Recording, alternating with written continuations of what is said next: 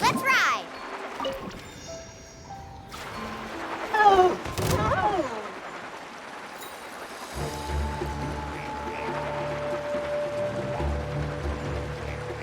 Let's hope you put up a good Take a seat. stick around. Neutralize!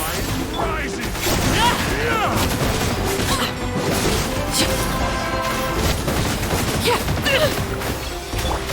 Carbon wave!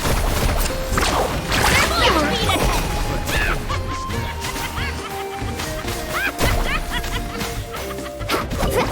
Ho! Transfixed!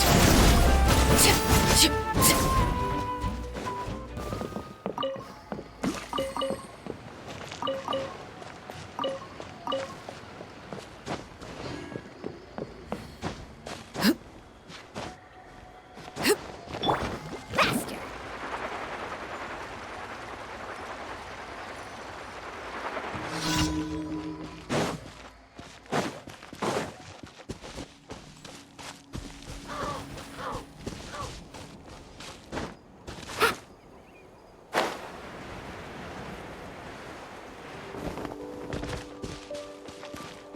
Let's ride!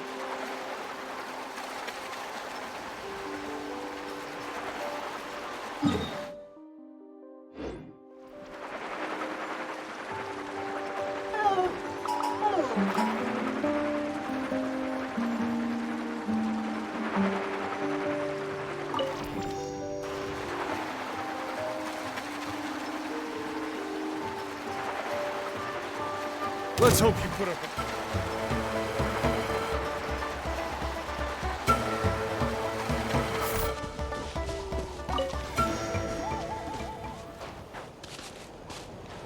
Faster!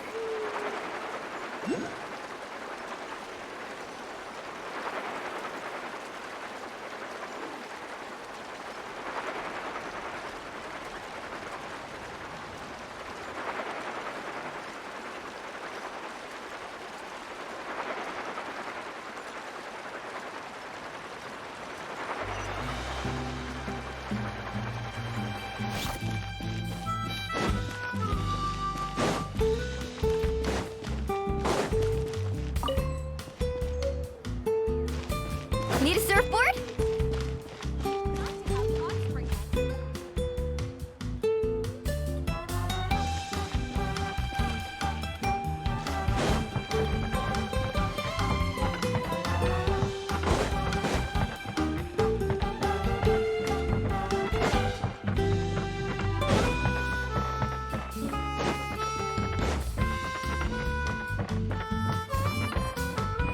Off we go.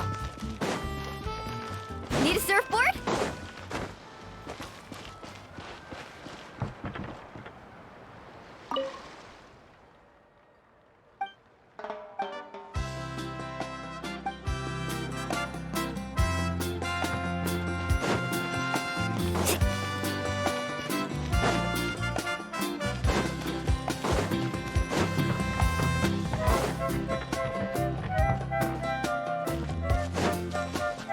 Let's ride!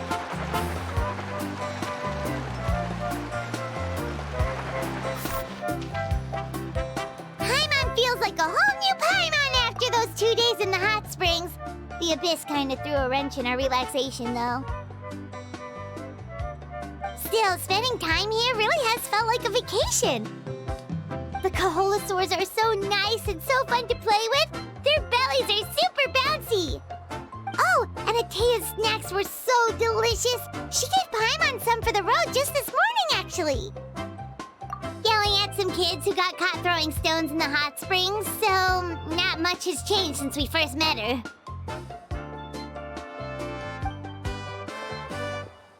Hey, you guys! Sleep well last night? Yep, this area is so nice. Glad you like it. I was thinking of taking you guys out to do some sea fishing. Later tonight, we can eat whatever we catch. Fresh fish is absolutely delicious right off the grill. Hey, Moalani! Yeah? What do you need?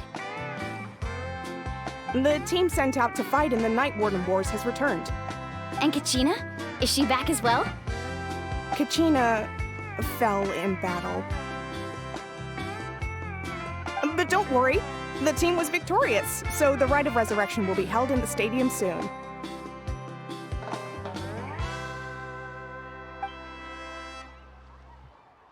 That's a relief. The Abyss is cunning, and it was her first time. Mistakes are bound to happen. Exactly. She deserves to hold her head up high. All right, thanks for letting me know. We'll head out in a bit. Jeez, she sounded a little anxious there. Had me thinking it was bad news for a moment. Mualani, you said the Abyss was cunning just now, but it seems like the Abyss just wants to destroy everything. Like, think about all those monsters that attacked your tribe. If there really was some sort of cunning plan, wouldn't it make more sense to send them to attack Kachina and her small team? Not that Paimon wants them to be in any more danger, it's just... Relax, I get it. The Abyss is difficult to understand, that's for sure. At a glance, it certainly seems like the only goal is total destruction.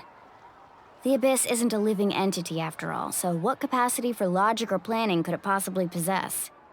But through our long history of fighting the Abyss, we've realized things aren't quite so simple. 500 years ago, the Abyss invaded Teyvat. You know about that, right? That's right. Conria suffered greatly during that time. But so did every other nation in Teyvat. And Natlan was the worst affected of all. It took the combined efforts of the then Pyro Archon and heroes from every tribe to finally repel the Abyss. Even so, the effects of the invasion lingered for hundreds of years, only able to be reversed little by little. Our tribe's waters were contaminated. The Children of Echo's territory was overrun by dangerous sludge surging from underground. Unrelenting black winds tore across the lands of the Flower Feather clan. It was like each disaster was designed for a specific tribe. Exactly. We once thought that the Abyss's desire for destruction was a sort of primal instinct, but its methods are, in truth, marked by intelligence. We now believe the Abyss has invaded the Night Kingdom, and has the capacity to read the memories of this land at any given moment. And that's how it became so dangerous and cunning. Almost like it knows you inside and out. Yes, and that's why we've been unable to fully eradicate it, even after all this time.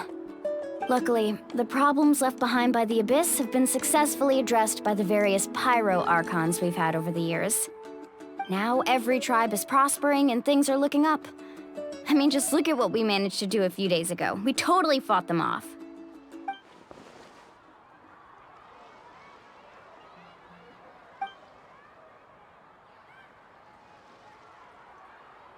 You must have had to sacrifice a lot to get to this point. Every battle, every sacrifice is in pursuit of a future where we get to stop fighting. Responsibility, duty, unavoidable burden. Everyone in Natlan views the war differently. But I believe we will be rid of the Abyss one day. And the efforts of all who fought against them will become a story for the ages. To think that my name could survive in ballads passed down to future generations, it's kind of romantic. Everyone has something that drives them forward, you know? We have to. Not only for ourselves, but for our future. Anyway, let's head to the stadium. Our fishing trip can wait until Kachina's back with us. The sea's not going anywhere.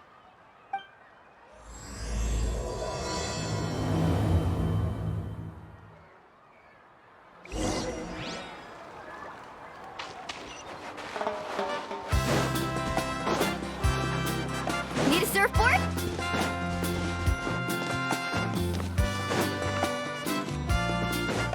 Off we go.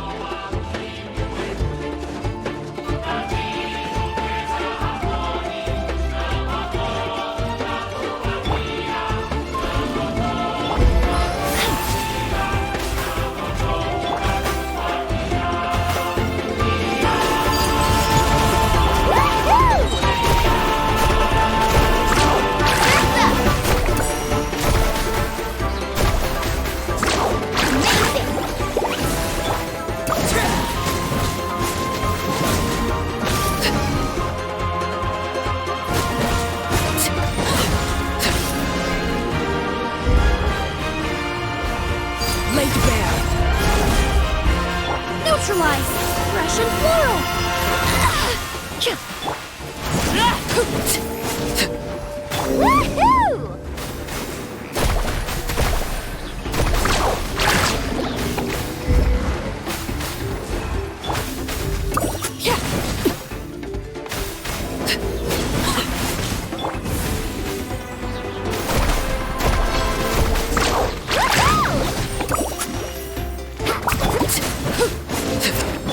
Check this out! Best of luck! This is where you fall. Overruled. Reconstitute. I must be more prudent. Woohoo! That's up!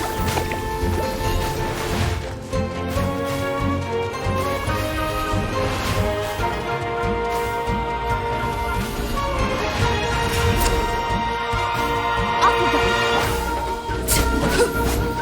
Neutralize.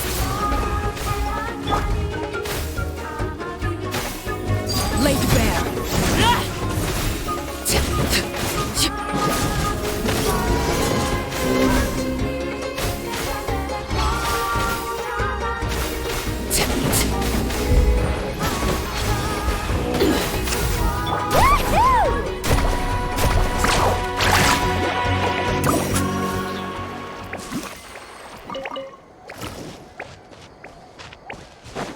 Need a surfboard? The best stuff's always at the bottom.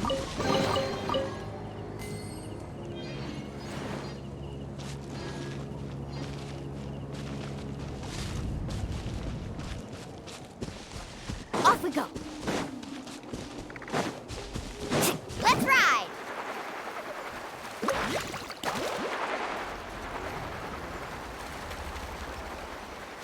Need a surfboard? Off we go. Need a surf faster.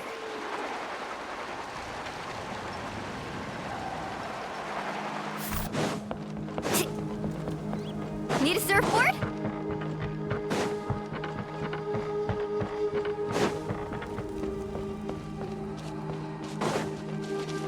Need a surfboard?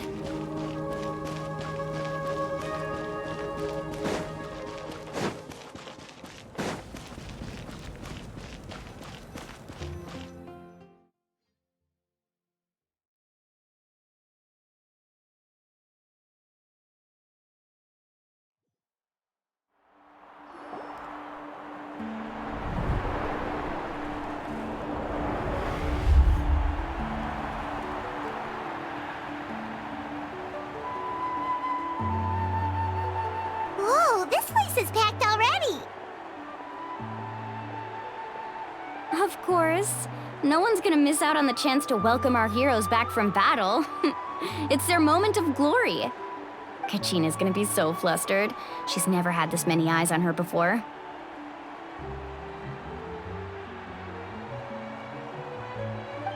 Yeah, she doesn't seem like the kind of person who likes being the center of attention. Looks like I'm just in time. Kanich, you're here! Yeah, a commission ran longer than expected, but I made it. I heard about the incident with your tribe, Mualani. Is everyone all right? Yeah, it's all taken care of. Our new friend here's got some tricks up her sleeve, by the way. She's just as strong as Kachina made her out to be. Hey, look! Is it about to start? That's right. Someone will come out and recite a eulogy, and then we'll sing the Ode of Resurrection together. Come on, let's find a spot with a good view. When the singing starts, just follow my lead and you'll be fine. Let's go somewhere higher up so Kachina can spot us.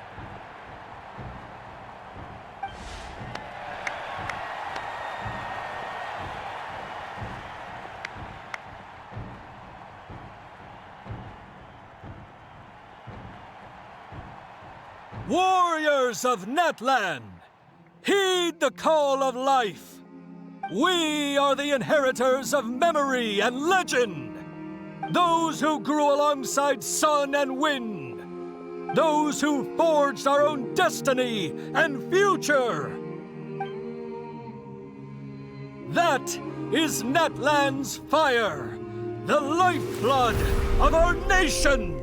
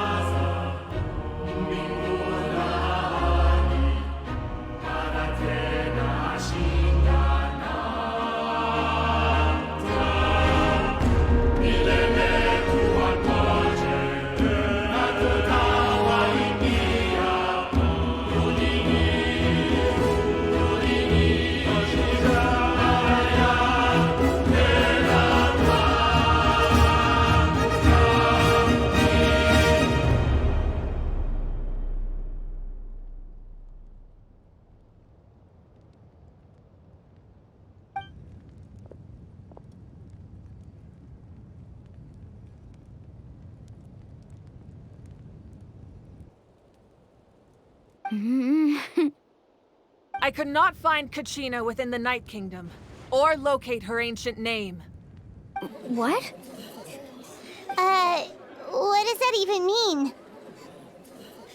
Usually once the ode is complete, the Pyro Archon and resurrected person will emerge from the flames. But something went wrong. What's going on? This has never happened before. Well, I think it's pretty obvious. Clearly, the team sent to fight the Abyss didn't win after all. Think about it. The Ode rekindles all victors. We've witnessed it countless times. Since the Archon couldn't find Kachina in the Night Kingdom, that must mean there's more to this victory than meets the eye.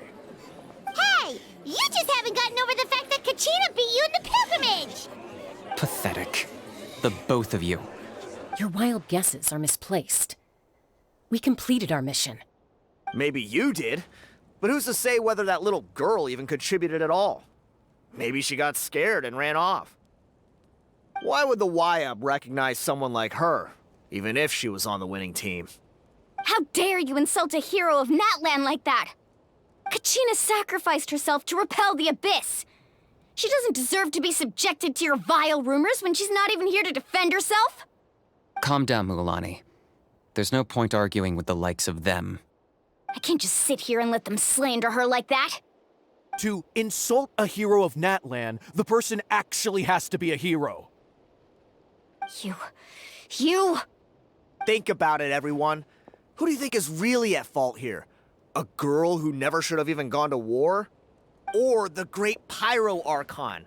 Why would the rules of our nation suddenly stop working? That's true. If she wasn't revived, it must mean she failed to achieve victory. Maybe the YUB interpret victory in different ways? I mean, that girl didn't look all that strong to me.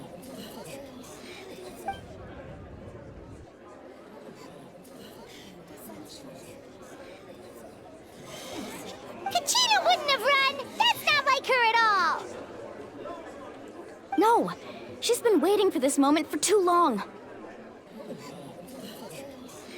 No matter how daunting the situation, no matter how scared she might feel, she's always the first person to stand up and face it head on. We don't even know what happened, so don't you dare try to use this as an excuse to vent your anger or slander her reputation. Fine. We'll find out what happens soon enough. Then, we'll see who truly deserves glory. That's enough. There is no doubt about today's victory, or Kachina's part in it. She is a hero worthy of our admiration and celebration. However, the failure of today's ceremony is undeniable. Kachina has not been rekindled, and I offer you all my deepest apologies as I continue to investigate this matter. To prevent further casualties, I have decided to suspend the pilgrimage until this matter is resolved. What? No one is all-knowing. No one is infallible, not even myself. But doubt is a means by which we seek the truth, not a weapon we wield against others. I didn't mean it that way, Archon. I just... If there are things you wish to clarify, then ask me directly. Doubt my answer if you wish. But now's your chance. You have concerns? State them. No, of course not. Even though I have said nothing to change your mind, then it would seem the truth never mattered to you at all. That guy doesn't even have the courage to answer the Pyro Archon's question. So much for all that glory talk earlier. I have a question, Archon. My friend Kachina. Do you have any idea where she is? It's extremely important to me.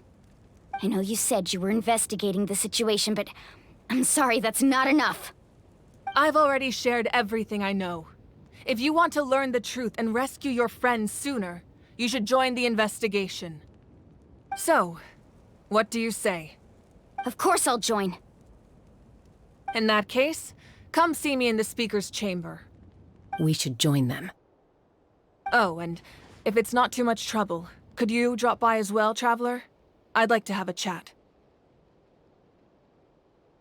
Rest assured, everyone, I'll keep the tribal chiefs informed on the progress of the investigation. Once again, I apologize for the outcome of this ceremony. If there are no further questions, let's part for now. Did she just ask us to come along? I believe she did. Let's go. I'd like to know what's going on myself.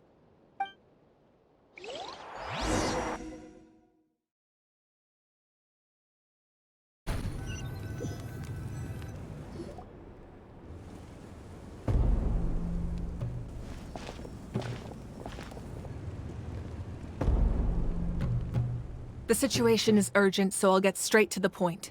Kachina is undoubtedly a hero of Natlan, and I'm deeply sorry this happened to her. There's been unrest in the Night Kingdom, but I don't know what's causing it. As a result, I've been unable to track down her location. Until we find and address the cause of the unrest, the Ode of Resurrection will continue to be ineffective. And that means Kachina won't be able to come back? That's correct. Not until the problem with the Night Kingdom is resolved. How long will that take? It's hard to say. Kachina always dreamed of fighting the Abyss, of doing her part to defend Natlan. She wasn't afraid of death because she knew, if it came down to it, the Pyro Archon would be there to bring her back to life. Whenever we sat down together, exhausted from training, she would always hum the Ode of Resurrection. She was supposed to come back to us. We were supposed to hug her and celebrate with her and share her joy. We supported her every step of the way, but what are we supposed to do now? Sit peacefully and wait for her return? Lose ourselves in grief over her death? Tell me, are we her friends? Or her murderers? That's not fair, Mualani. It's all right. I understand your rage and your grief. Kachina's life means a great deal to me, Mualani. Believe me, I want to bring her back as soon as possible. I would give you that peace of mind if I could. But please, hear what I have to say so I can at least give you a broader picture of the issue we are now facing. Considering the recent attack on your tribe, I believe the Abyss has found a new means of undermining the rules of our nation. You mean... The Sacred Flame. The foundation of our resistance against the Abyss. If we continue to hold the pilgrimage and send teams to fight the Abyss, there will likely be more casualties. But if we stop altogether, the Sacred Flame will only grow weaker. The Abyss will scale up their attacks, and the tragedy we saw with the people of the Springs will only be the first of many. If we compare the two choices, the former seems to be the lesser of two evils. Sorry, I know that may sound harsh, but I bear the name Malipo. Weighing the costs is my duty. The raw truth can be cruel. But we need to understand it if we want to approach this rationally. But what would you say, Mualani? This is personal for you. And unlike Kinich, I dare say it's not a simple case of weighing up which course of action is less painful, is it? No. I can't choose between them, and I don't want to. Saying that one is preferable over the other is disrespectful to the people who suffered. You're saying it doesn't matter whether I suspend the pilgrimage. The consequences will be equally painful. Yes. What happened to Kachina breaks my heart. But I couldn't bring myself to sacrifice other people for her sake. And that is the crux of the problem. It's not simply a matter of choosing the lesser of two evils. Either way, there will be people who suffer. And the end result will be the same. Belief in the pilgrimage will waver. Once doubt has crept in, the people will no longer unite in battle against the Abyss. And that is exactly what the Abyss wants. Their ultimate goal isn't to break the rules that make the Ode of Resurrection work. It's to destroy the people's faith in them. To prevent what happened to Kachina from happening to anyone else, we need to suspend the pilgrimage. So that is my current plan. And in the meantime, I've made efforts to strengthen each tribe's defenses. Then, we have to find another way of strengthening the sacred flame to keep the Abyss at bay. This won't be easy. I'll need time to figure out the best approach. I understand your anger, Mualani, but I hope that provided some clarity, at least. Wow. Paimon thought things were gonna get heated for a second, but the Pyro Archon took the time to explain everything so patiently. I owe you an apology, Archon. I let myself get carried away earlier, and I'm sorry. You're right. We need to focus on finding solutions. We could always hold the pilgrimage without sending a team to fight in the Night Warden Wars. That way, we would still be able to fuel the sacred flame. I've considered that, but the two events have nearly always been linked. Without the chance to fight the Abyss, pilgrimage rankings lose their prestige, and competitor numbers will drop. With fewer participants, the amount of contending fire produced will decrease, and the vicious cycle will continue indefinitely. So, essentially, the Abyss has taken Kachina hostage. You've learned about the concept of ley lines during your travels, yes? The Night Kingdom is something similar. Staying there for a short period of time shouldn't have an effect on the person. But with the Abyss in the picture, it's a different story. Your sense of self will be devoured until eventually you become one with the sea of souls. Imagine pouring a cup of water into a rushing river. You can try to scoop up another cup, but there's no chance it will be the same water you had before. I won't sugarcoat it. That is the danger Kachina is currently facing. Just like you said, Archon. Both of these problems need to be addressed.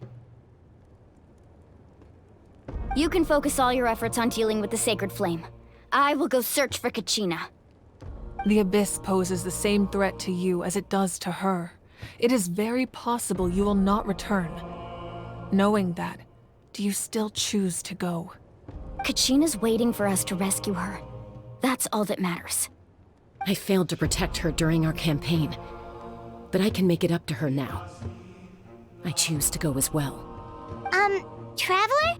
What do you think? Understood. Then I'll support you in any way I can.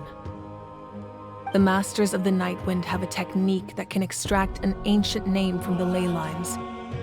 If we can find Kachina's ancient name, I can use the link between them to pinpoint her position within the Night Kingdom. Then comes the hard part. You need to visit the Night Kingdom in person and rescue her. But isn't the Night Kingdom a land of souls? Can we even go there? Under normal circumstances, only the consciousness can enter. But there is a way to go there in person. However, know that the Night Kingdom will attempt to repel you, and the Abyss certainly won't leave you be. That's fine by me. Same here. Fighting the Abyss is nothing new for me. So, Paimon's the only one who's scared? Well, if you're a going traveler, Paimon's going too. Citlali of the Masters of the Nightwind once created an artifact that can be used to communicate with the Wyab. We call it the Spirit Speaker Stone. It was originally used as a ceremonial artifact wielded by the tribal chiefs. But that spiritual quality also means it can be used to search for an ancient name. That was the artifact I delivered to the Scions of the Canopy a few days ago. Didn't think I'd be hearing about it again so soon. Thank you so much for your help, everyone. Your thanks are unnecessary. I will offer you whatever aid I can, but your fellowship and courage are what will truly decide the success of this operation. Besides, you're the ones helping me. I can only focus on one thing at a time, after all. Traveler, I certainly didn't expect our first conversation to be so serious. I've heard all about your accomplishments. Ever since you arrived, I've been hoping to meet you and offer you Natlan's highest level of hospitality. Why?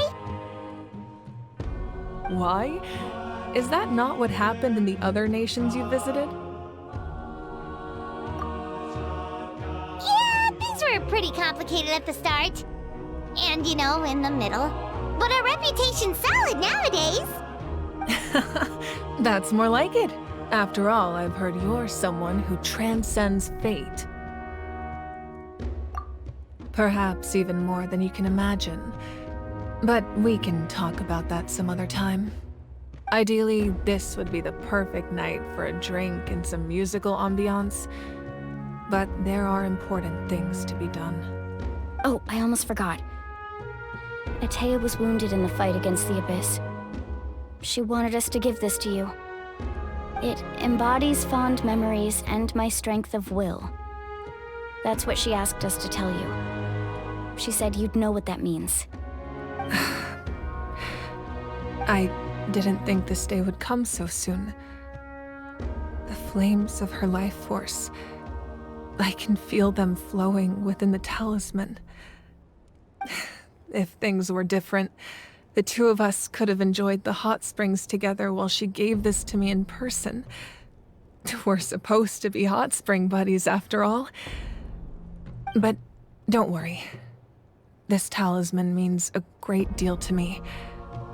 I'll take good care of it, and once this is all over, I'll pay Atea a visit.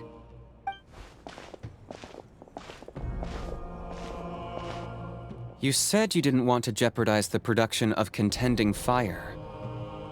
But that's not at all why you decided to suspend the pilgrimage, is it? You're right. Even now, the production of Contending Fire is far from sufficient. The gradual corrosion caused by the Abyss has resulted in a massive shortage of pyro energy, and we're currently at the breaking point. As things stand, the pilgrimage is a lost cause. Suspending it allows us to save our strength to defend the tribes. The Abyss has brought catastrophe to Natlan, and Kachina's disappearance in the Night Kingdom is a direct consequence of that. We can't let the general public know that. No. If the public learned that Natlan's destruction was close at hand, there would be immense panic.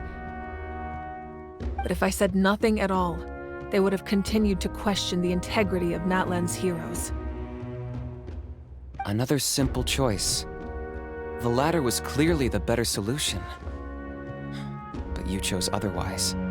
I have never subscribed to the belief that the right choice is the one with the fewest sacrifices. Let's go. There's still a way for the sacred flame to last a little longer. You mean? Yes. Come with me.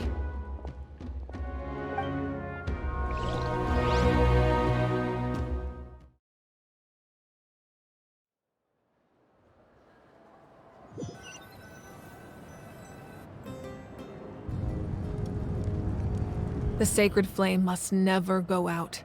Not only does it strike fear in the abyss, but it's also the pillar of Natlan's stability. So until our heroes are ready, I will sacrifice my power to keep it burning. But that can only last so long. I think we should focus on the remaining ancient name-bearers. Don't let desperation cloud your judgment. Those chosen by the Wyab have already embarked on their destined path. It is for them to decide how that journey ends, not us. All we can do is support them. Even so, for you to make this sacrifice, it's not right. If not me, then who? No other is capable of sustaining the sacred flame. I possess great strength, but I'm not above my people. This is part of my duty.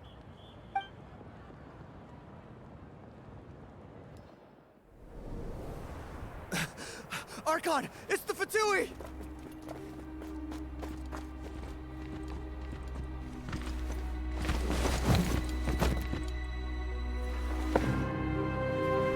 The Archon of Natlan. A force to be reckoned with. The secret of the ley lines is no secret to me. Long have they been destined for ruin. And since the oath made 5 centuries ago remains unfulfilled, what use is the Gnosis in your hands? I don't know what you mean. But it sounds like this is about more than the Tsaritsa. In times of crisis, someone must pick up the mantle of salvation. Your plan has reached an impasse, and now it falls to me to create new rules for Natlan. But before the dawn of a new age, the old must be destroyed.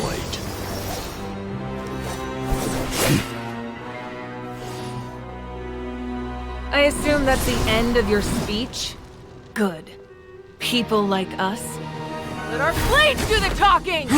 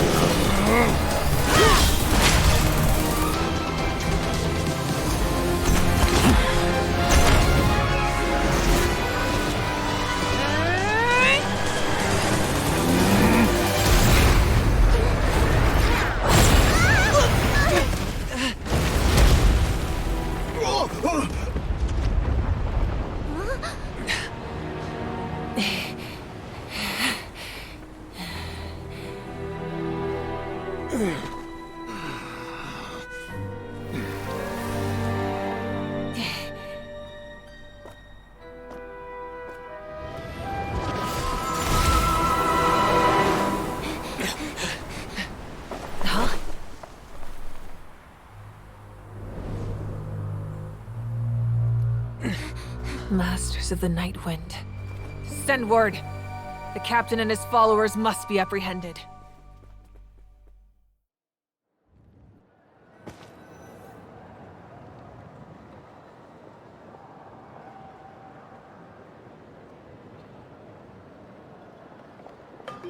you all right, Archon? He was a formidable opponent. Exactly what I would expect from the first of the Fatui Harbingers. I never imagined someone could match you in combat. If the Tsaritsa sent him here, why would he bring up what happened 5 centuries ago? Yeah. And how much does he know about Natlan? The Harbingers are all driven by their own personal goals. The only purpose that unites them is collecting the Gnosis. But I'm sure the captain has his own reasons for being here as well. Whatever his motive, we should shift our focus to the Fatui. If they attack again, and we're not prepared, we're done for. No, we're running out of time. The wound I inflicted should hold him back and weaken him for the time being. Besides, I'm sure you noticed, the power that came to his rescue just now came from the Masters of the Nightwind. In other words, there are traitors among us. Not necessarily. This could prove to be a very valuable turn of events. When we exchanged final blows, I sensed an unusual presence within him. I'll need to investigate further. Kenichi, go to the Masters of the Nightwind and look into who could have aided the captain. Speak to Lali. She should know. Of course, I'll head out right now. Do you still intend to... Yes, but fear not.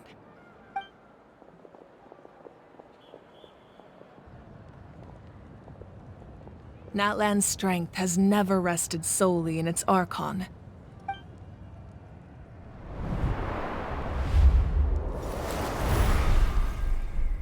Together we foresaw the only path that leads to our nation's future. We must trust in that vision now.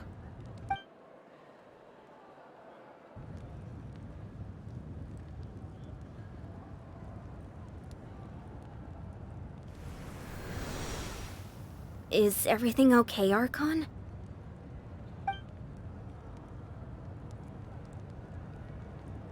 Completely fine. Just lamenting the fact that I never got a picture when I could still turn my hair into flames.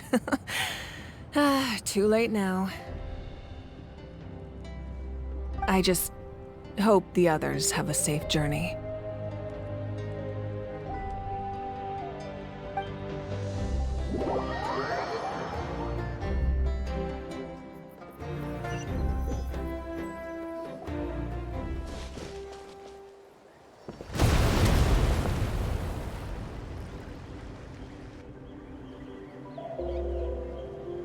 What's happening at the stadium?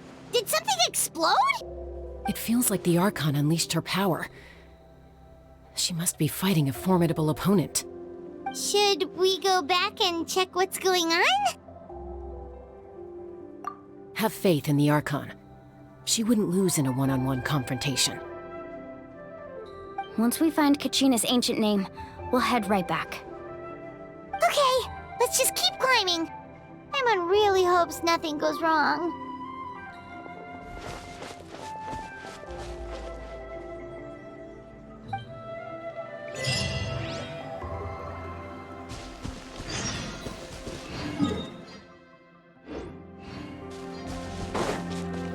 Off we go! Need a surfboard?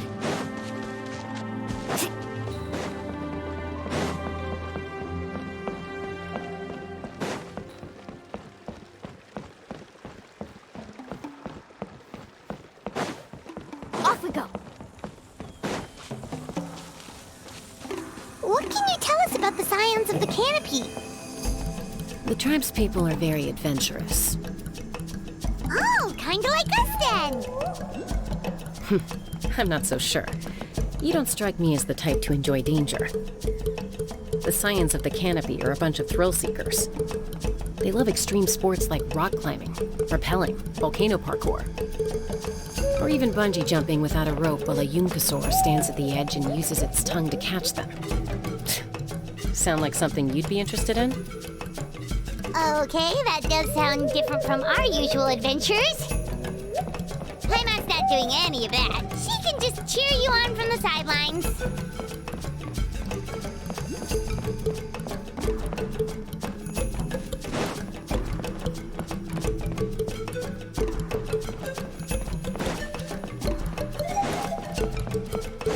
Need a surfboard? Let's go, Swirly! Woohoo!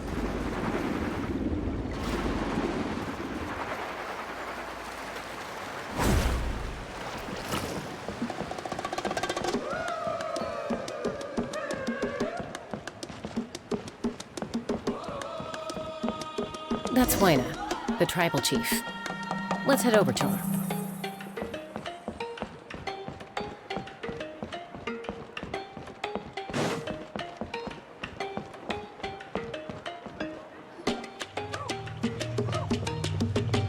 Chaska. Nice to see you again, Waina. I'm afraid we don't have time for pleasantries, so I'll get right to it. We're here for the Spirit Speaker Stone. Whoa, hold on a second. At least tell me why you need it first. My friend Kachina is trapped within the Night Kingdom. We need the stone to find her ancient name and rescue her. Rescue her? From the Night Kingdom? That's right. I'm sorry, but someone needs to tell you what you don't want to hear. Going there, a mature warrior would never make such a foolish decision.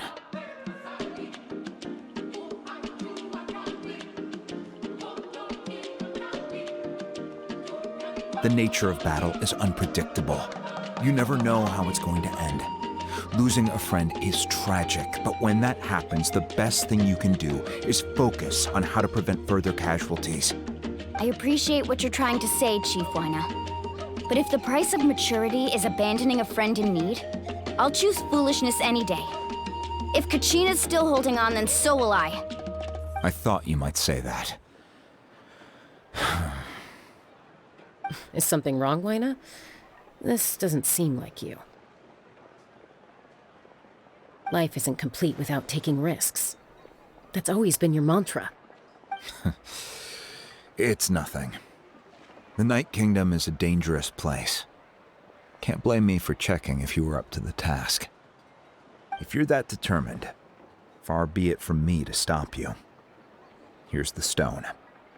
Keep it safe, okay? It's not like we have a spare. Thank you. Huh. Seems like you two go way back. But aren't you from the Flower Feather Clan, Chaska? Oh, Chaska's a peacekeeper, so she's famous throughout the tribes. She's always the one people call to resolve conflicts, so we slowly got to know each other that way. Her younger sister Quichi's always hanging around our tribe, too. She's helped us out a lot in the past.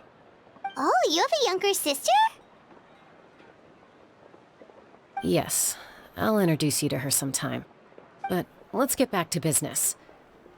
Waina, how do we use the stone? As you probably know, your intended destination is completely different from the real world. The Night Kingdom is like a river flowing with concepts, and the ancient name you seek is like a tiny fish swimming downstream. In that sense, the stone is like a fishing boat drifting down the river, but the boat alone isn't enough. You need a fisherman experienced enough to steer it in the right direction. We couldn't do that ourselves? With a little practice, I'm sure you could. You have the strength and the talent. If you want to make sure this works, though, I could recommend someone to you. Who? Vichama, a legendary warrior and scout from our tribe. He's got a keen eye and a well-honed intuition. Even his ancient name means to seek. If you're fishing for a name, you're gonna want him on the boat. Vichama? Why does that name sound familiar? He's one of Auntie Atea's hot spring buddies. I've heard stories about him. Where can we find him? Ever since Malco passed, he spends most of his time gazing out at the scenery from the cliff tops. Follow the path that way, and I'm sure you'll find him. Thank you. We'll go look for him there. Good luck. I hope everything goes well.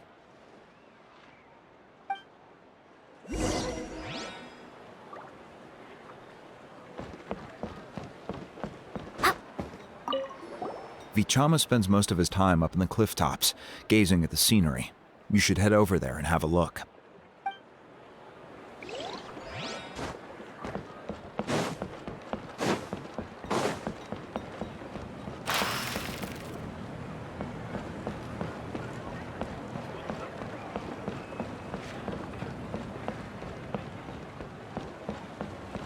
Off we go.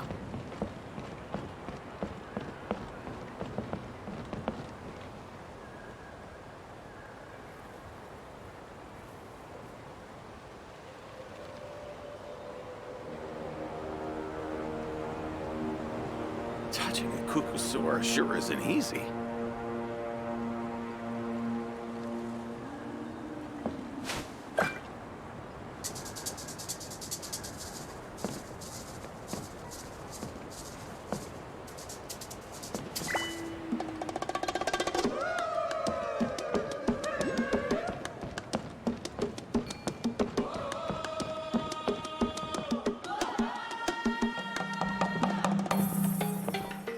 Someone admiring the scenery from the cliff tops. Ah! That must be him! Hello there, are you Vichama? That's me. Did you need something?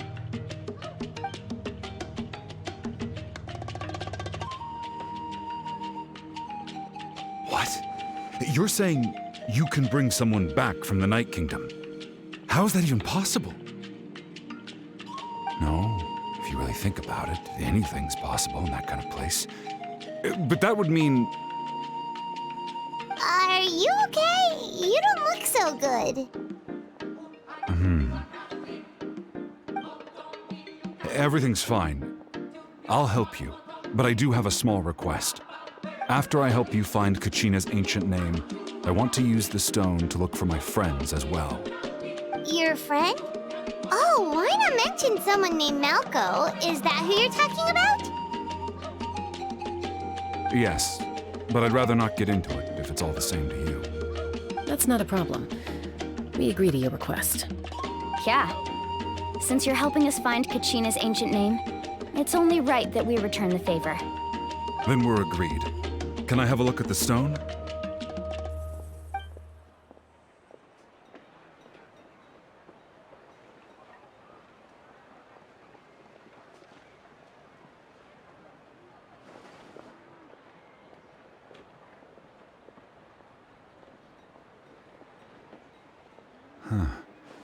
I see. From what I can tell, it functions almost like an abyssal pylon. Both connect the Night Kingdom to the living world. Once the connection is established, the abyss will come surging through the opening like a predator honing in on the scent of blood. So we have to be sure not to use it in a tribal settlement. Wow, you got all that just from looking at it? I just picked up on the basics, really. I still have no idea why it works. You said someone named Lali invented this. They must be a genius. I'll go find an open area and start setting things up. In the meantime, I need you to get 2 things for me. We'll go right away. What do you need? First, I'll need some hook ropes. Pretty much every store around here carries them, so no need to go anywhere special. Oh, and I need to build a net out of them, so make sure you get a good amount. Wait, are you saying you're going to use a real net to catch Kachina's ancient name? How does that work when one's tangible and one's not? By creating something tangible in our world, like a net, we can create a connection to a corresponding concept in the Night Kingdom. Basically, I'm going to use the concept of a net to catch something equally intangible, an ancient name. Oh, I see. What about the second thing you needed? Right. I need 2 chunks of obsidian. Once we bring the ancient names into our world, we'll need a place to store them. Normally, you can only get obsidian from the Children of Echoes, but I heard there's a traveling merchant from that tribe around here somewhere, so maybe you can try your luck there. Gotcha! All right, let's split up. See that clearing? Let's meet over there when you're done. Oh, and you can send someone with me if you want. In case you're worried I might take the stone for myself. What do you think, Chaska? There's no need. Lena spoke highly of you. That means you're trustworthy. I appreciate it, even though that doesn't mean much to me anymore. Anyway, it'll take some time to set everything up, so no need to rush. I'll see you in a bit.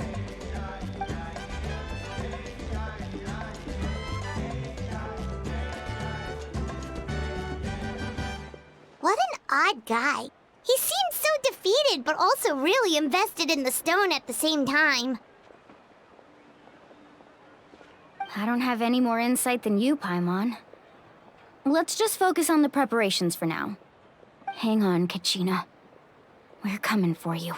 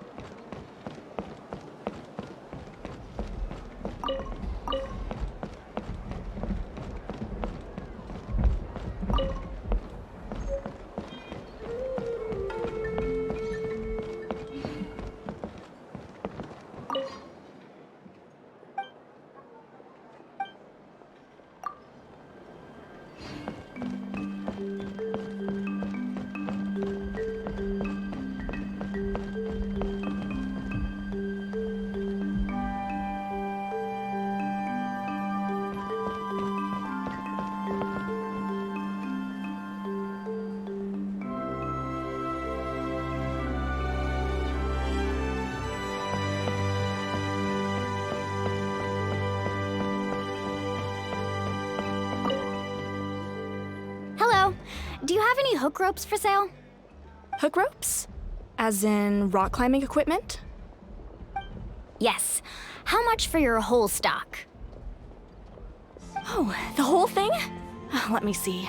That would be 30,000 mora in total. Deal? Deal. Wait, really? What, you want me to drive down the price? We just need these as fast as possible. Thanks. Oh, no problem at all. I'll even pass along some information on the house. These ropes are usually used by rock climbing enthusiasts. If you want to learn, Roka's the person you want to ask. All right, that's everything. Here you go. Now we need the obsidian. Let's go talk to the traveling merchant Bichama mentioned.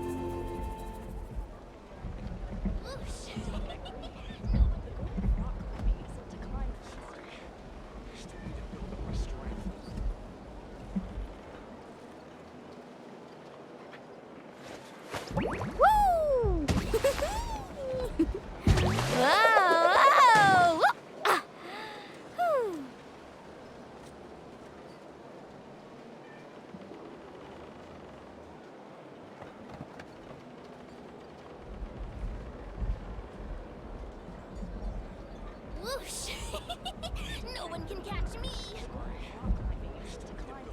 The most important part of going out to have fun is, well, going out. So just show up and I'll handle the rest.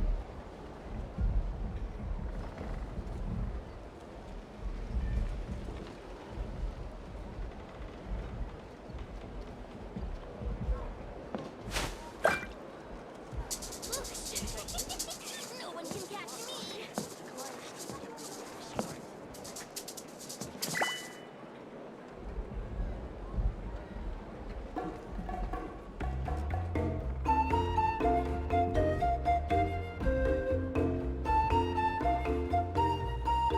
Ever tried chasing waves before?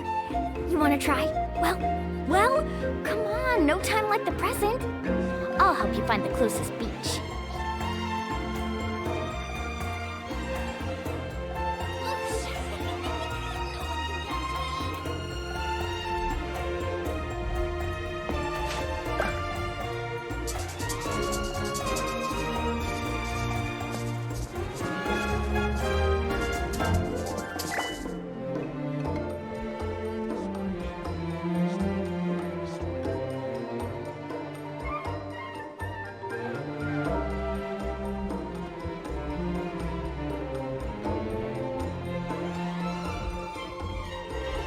Do so much on your own, but with a group, anything's possible.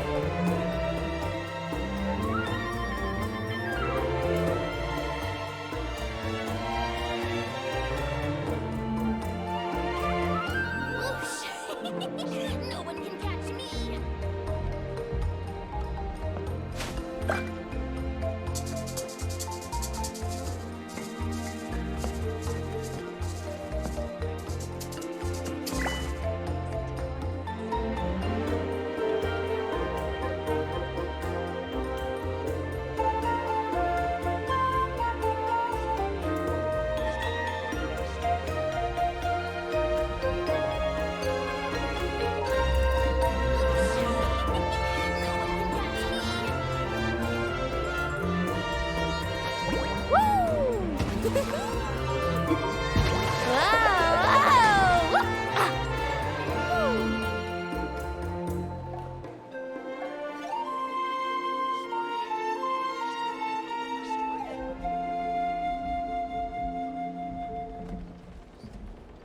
Ever tried chasing waves before? You wanna try? Well, Anything else I can get you? No one can catch me. excuse me, do you sell obsidian? Why, yes. I've got a chunk for sale right over there. Perfect.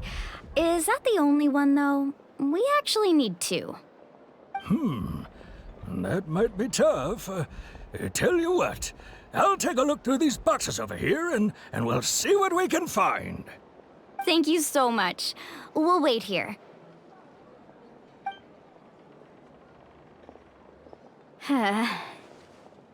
Relax. Everything's going according to plan. I know, it's just...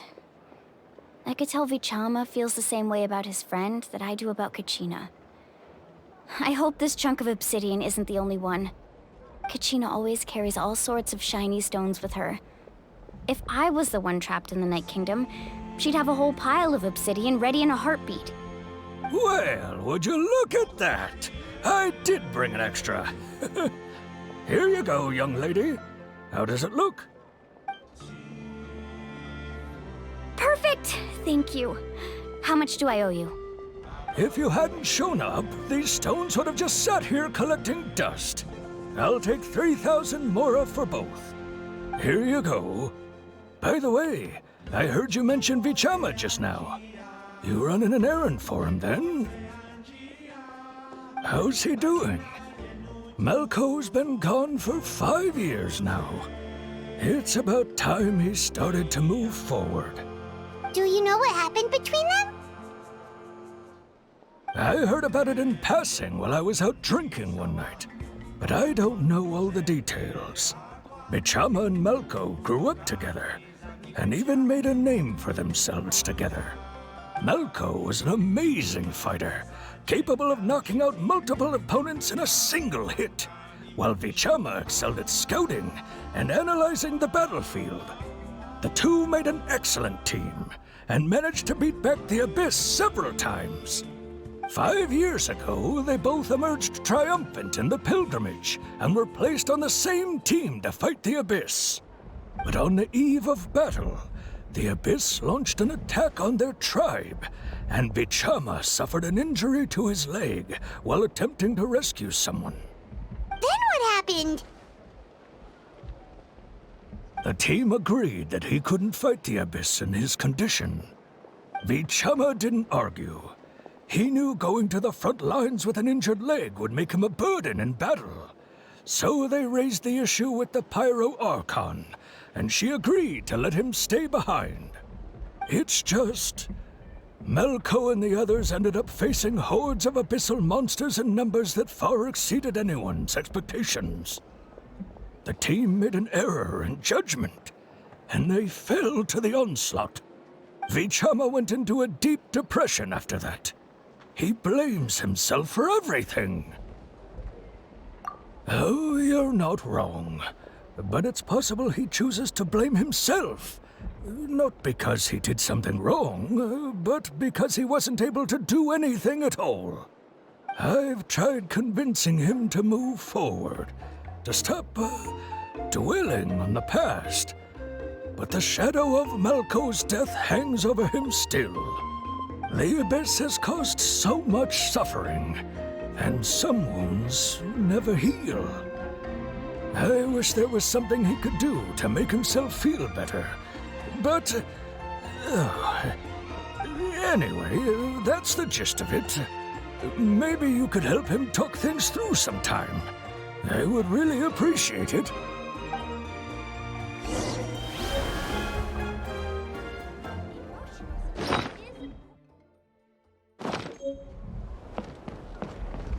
I hope Vichama can move past this whole thing soon.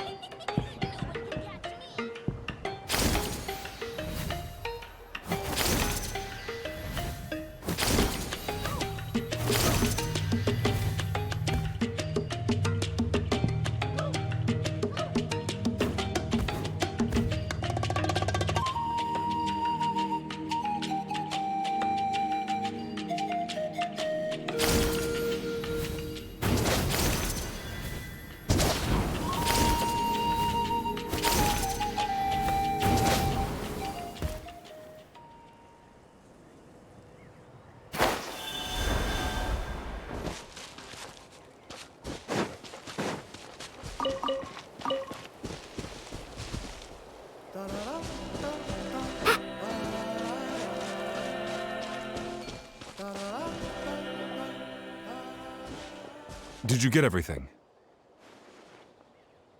Yep, it's all here. When do we start? I've made all the necessary adjustments, so we're good to go. As agreed, I'll help you find Kachina's ancient name, and then you return the favor. Go ahead.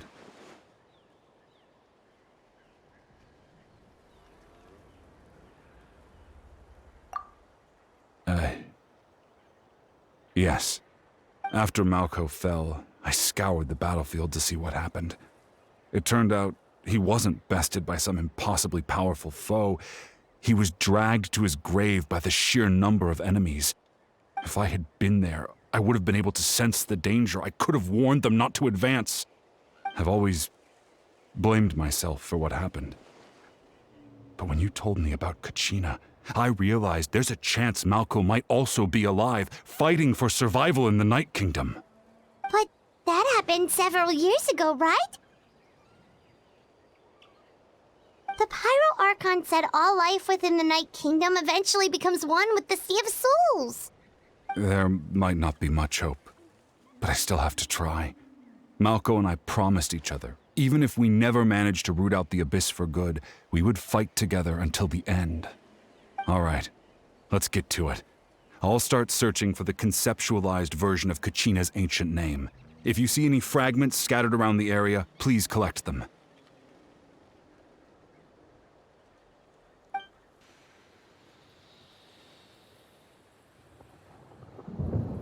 Make sure you prepare yourselves for battle. As I said, the stone will link the mortal realm to the Night Kingdom. The Abyss will likely emerge in response. Look at that golden thing. It must be one of those fragments Vichama mentioned. Let's get closer.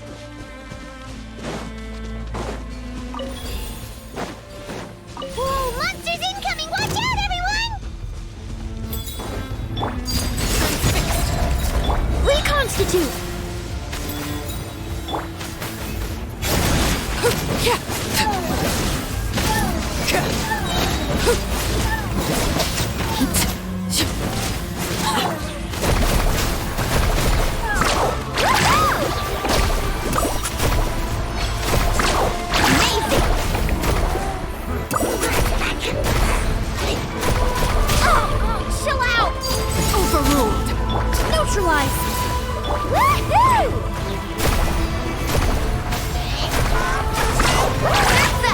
Let's shred, Sharky!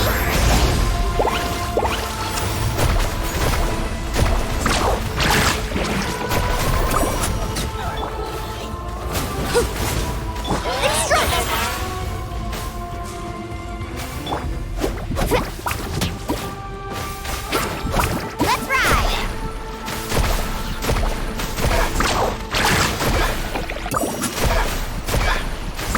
Woohoo!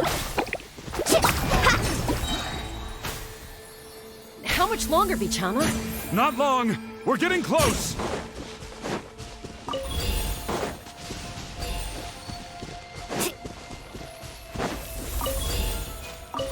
Off we go.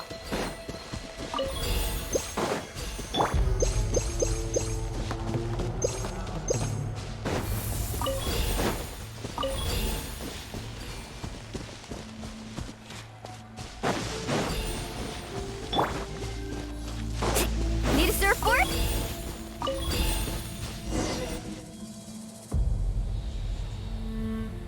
Vichama!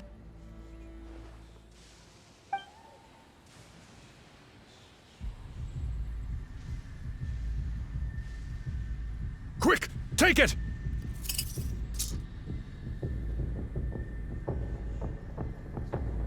I found Kachina's ancient name. Hang in there, Malco.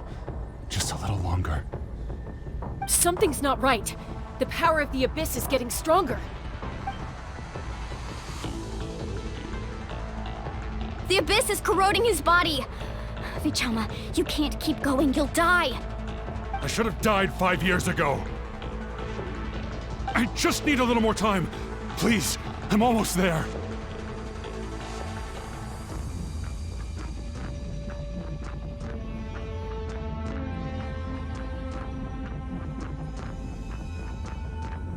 Thank you.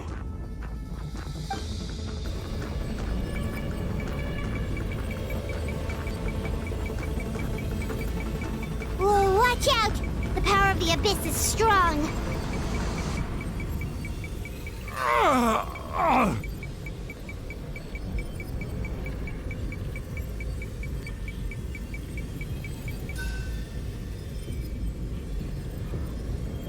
This power. Hanging in there? Malco. No! Why can't I find him? Why? We can't wait any longer. Pull him away from the stone, Mualani. I already tried, but the power of the Abyss has him in a chokehold. It's like he's tied to the stone with an invisible rope. In that case, we have no choice. I'm sorry, Sea Lolly. Get back! Chaska, wait!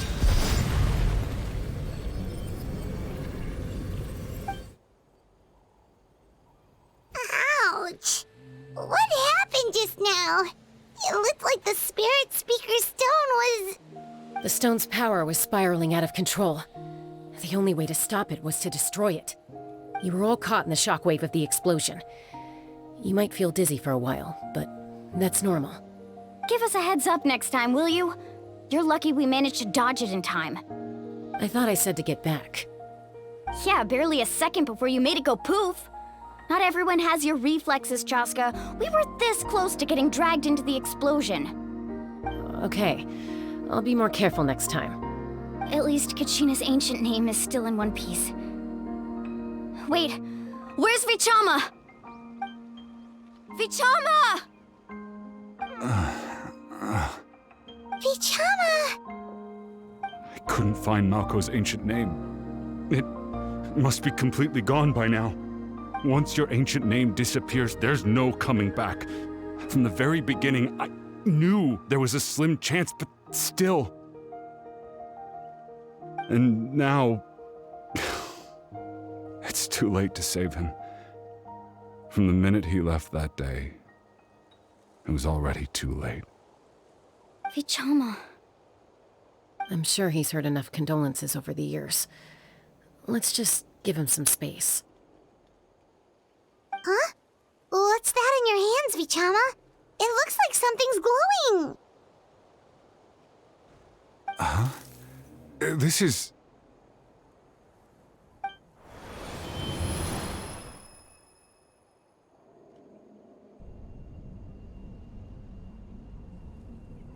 Hey, Malco. Got any strength left? Not enough to swing a sword, but to say a few last words? Sure. Too bad. No one will get to hear them.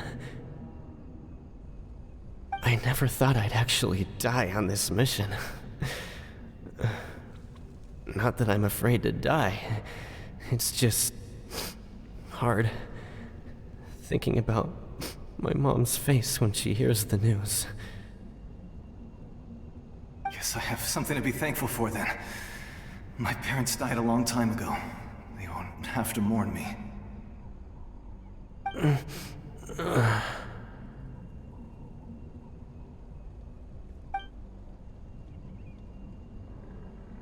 Pisak! Always had to beat me at everything, didn't you? Right to the end, you were never one for goodbyes. Maybe you're right. Maybe no one will get to hear our last words. But just in case... Vichama, I'm so glad you didn't come with us. Don't be sad. Just keep on living. For the both of us.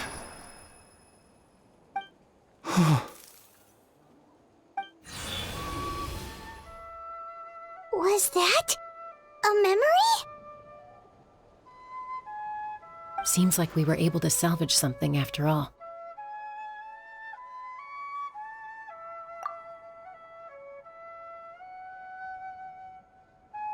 Of course. Seeing him, hearing his voice again, it makes me unbelievably happy. But it also brings with it an even deeper pain. A deeper pain? Why? Malco was always the type to put on a brave face. But in that memory just now, his hands were shaking, and his smile was forced. For all these years, I regretted not being able to fight alongside him to the end. And now I know, at the end of his life, he was thinking the same thing. Vichama. I'm fine. Actually, I heard Chief Wyna wasn't really on board with your plan to go to the Night Kingdom. When you asked for my help, I hesitated too. I knew helping you find your friend's ancient name meant leading you one step closer to danger. But I also understood why you had to try. Everyone has regrets in life, but not everyone gets the chance to make up for them. Once allowed to fester, guilt strips us of our most valuable qualities as warriors. In that sense, we might as well choose the braver path from the very beginning. If I could do it all over again, I would have followed Malco to the front lines no matter what. Even with an injured leg, there were still things I could have done. That way, even if the outcome stayed the same, I still would have fought alongside him to the end. There are critical junctures in life, and if you don't seize the chance to act, there's no going back. That's something I had to learn in hindsight, but you're still at the crossroads of your journey, so I hope you can walk away without regrets. Thank you, Vichama. I feel even more determined now. Kachina will come back to us. I'll make sure of it. I promised I would find her, and I intend to keep that promise. That's good to hear. Strange. My body, it's...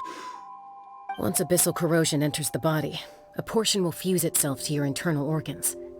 Even though the Traveler possesses powers of purification, The corrosion can never be fully eradicated. Thanks to her, though, you were only briefly exposed. Slowing your breathing and controlling your emotions should help you keep the symptoms in check.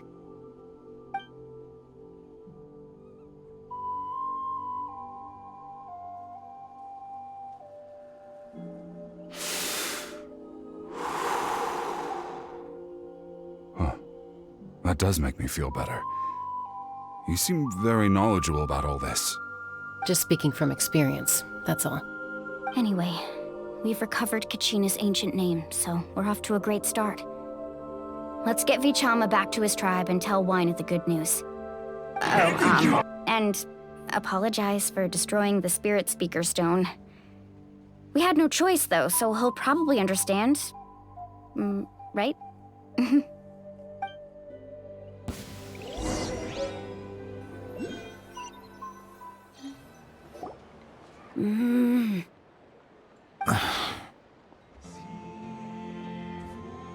Koichi, are you really gonna just stand there like that? I don't know what you want from me. I think you know exactly what I'm trying to say, Uncle Wyna. I can hear it in your voice. Honestly, it's just one thing after another with you two. They're back.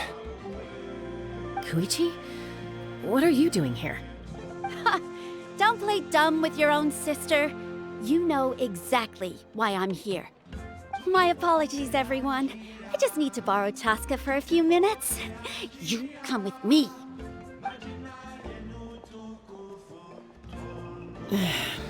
I'll be just a moment. Who was that? Koichi, Chaska's younger sister. Although the two aren't actually related by blood, it's kind of a long story.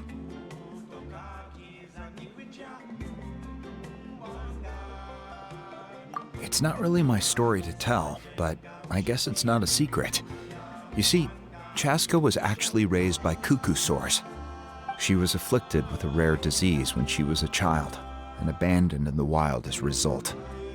The Abyss found her out there, all on her own, and tried to devour her. But in the end, all that did was trigger her will to live. That strength of will pushed her to survive. But it also planted a seed of conflict within her. Eventually, she was adopted by the cuckoo sores. Wherever they went, she followed, getting into fights right and left. For some reason, Paimon can totally imagine that. Well, when Chaska finally returned to human society, it was Koichi's parents who adopted her. At the time, Chaska still had a habit of getting into fights, so Koichi was always taking her around, apologizing to everyone. Ah, I remember those days.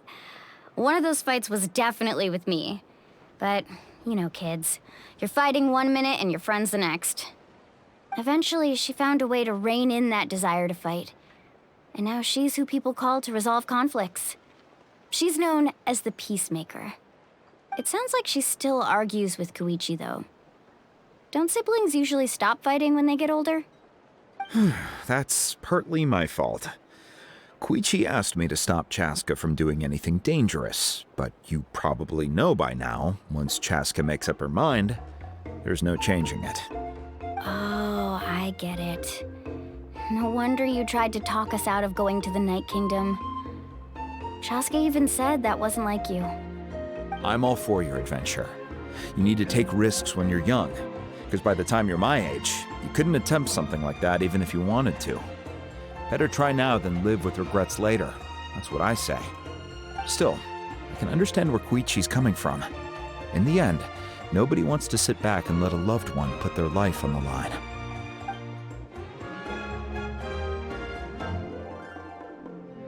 All right, it's just the two of us now.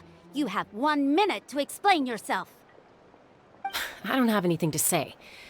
You don't have to approve, but you should know I only do what's necessary. That attitude is exactly the problem. It's like you don't care. You try to sneak off to the Night Kingdom behind my back and then play it down as if it's just a trip abroad. Well, technically I am going abroad, right? Again with the excuses! We agreed, didn't we? There are 4 levels of danger. If it's not something urgent, you can only engage in level 2 danger and below. You can only go up to level 3 if a situation is so dire there's absolutely no alternative. But a trip to the Night Kingdom? If that's not a level 4, I don't know what is! And you were just going to sneak into the place without saying anything! What do you mean, sneak into the place? I always planned on walking in there with my head held high. You bought off Uncle Wina, didn't you? He promised me he'd stop you from doing anything dangerous. Oh, it's like he didn't even try. You feel like he went back on his word. What if I told you my mind was made up, and there was nothing he could have done? Not even by force. Oh, I knew it! So he did try to say something, but you didn't listen. This is important. If you were in my shoes, you'd make the same decision. You don't know that? I'm a doctor, and I handle logistics. If you're going to waltz into a dangerous situation where you could lose control at any moment, it's my duty to say something. All right, whatever. Anything else? What do you mean, anything else? Why don't you reflect on what you've done and promise me you'll stay put? Time out. Is this one of our normal arguments or a serious one? Chaska, does it sound like I'm joking? Then, you need to know something. What happened to Kachina was partially my fault. I can't leave her there to die. That's not who I am. But the person you become when you lose control, that's also not who you are. That's a different issue. You said it yourself. A person is only as good as their morals. If I want to live in Natlan, I need to display qualities that make me worthy of this nation. I've also told you that managing your condition is equally important. Sometimes you have to make sacrifices. All right, let's stop this here. If we keep going, I might actually have to get serious. And I think Wina prefers his roof attached to his house. Is that a threat? That sounds like a threat to me. Koichi! Younger sisters are supposed to listen to their elders. So, you're really going to go, no matter what I say? I'm supposed to be your sister. Then support me.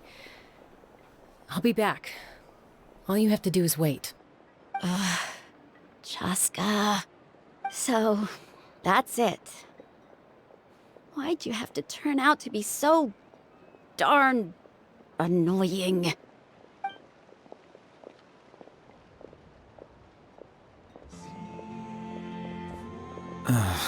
You two are something else. Something you wanted to say? I know you aren't related by blood, but you two sure are similar. Really? You know, I said that very thing to Koichi not too long ago, and she reacted the exact same way, down to the very tone of voice. It's not my place to get involved, but I will say this. Try to spend a little more time with your sister. You're tough kids. That doesn't mean you have to go it alone. Thank you. Anytime. All right. If you're done with the Spirit Speaker Stone, you might as well hand it over. According to Kinich, it's an important ceremonial artifact, so it'd be safer to keep it with me. About that. If only Tone Deaf Bard was here, he could have repaired it just like the Holy Liar. It might be in a few more pieces than you remember. Huh?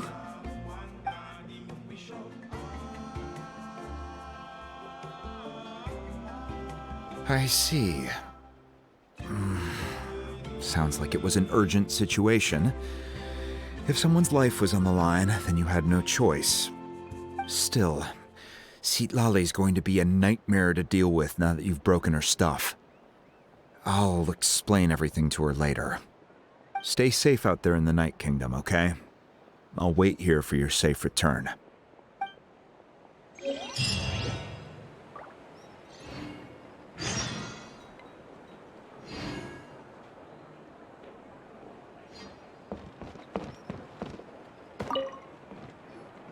Try not to worry your families too much. After you get back, make sure to pay them a visit and let them know you're in one piece.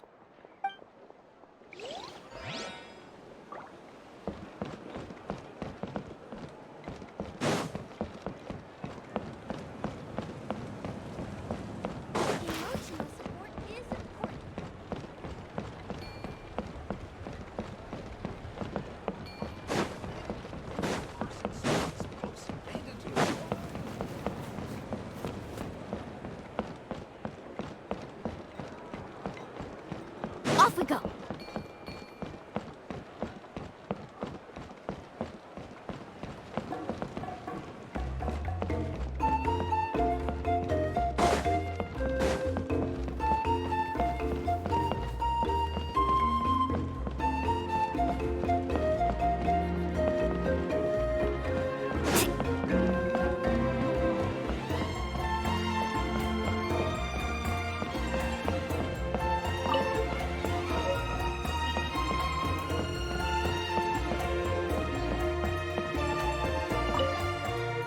I hope you have a safe journey and overcome any danger that comes your way.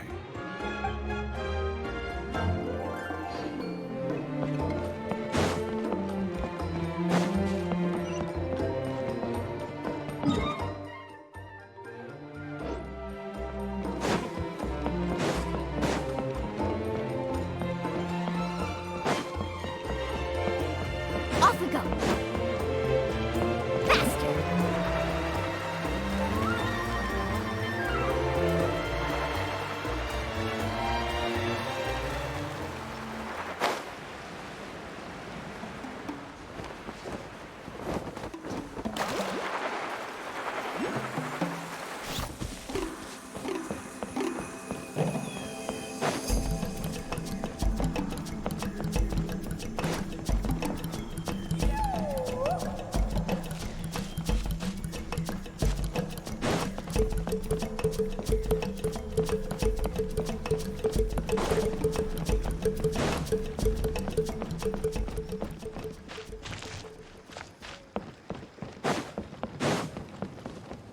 Need a surfboard?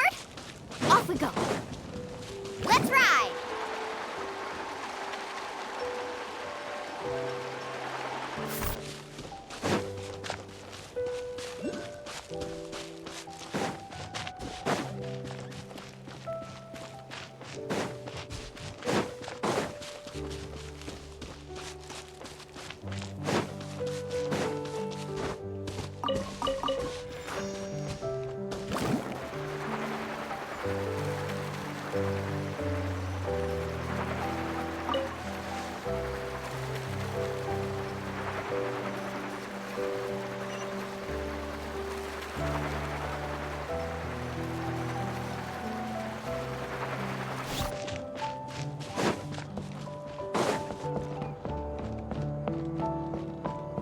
Need a surfboard?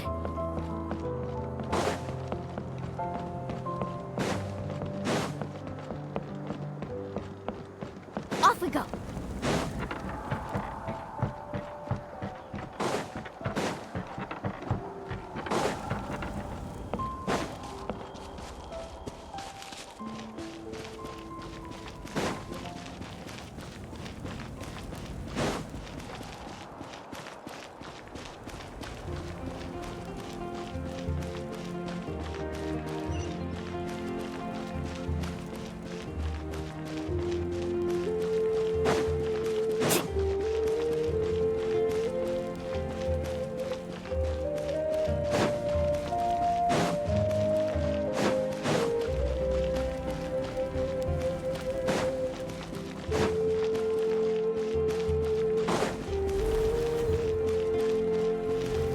Need a surfboard?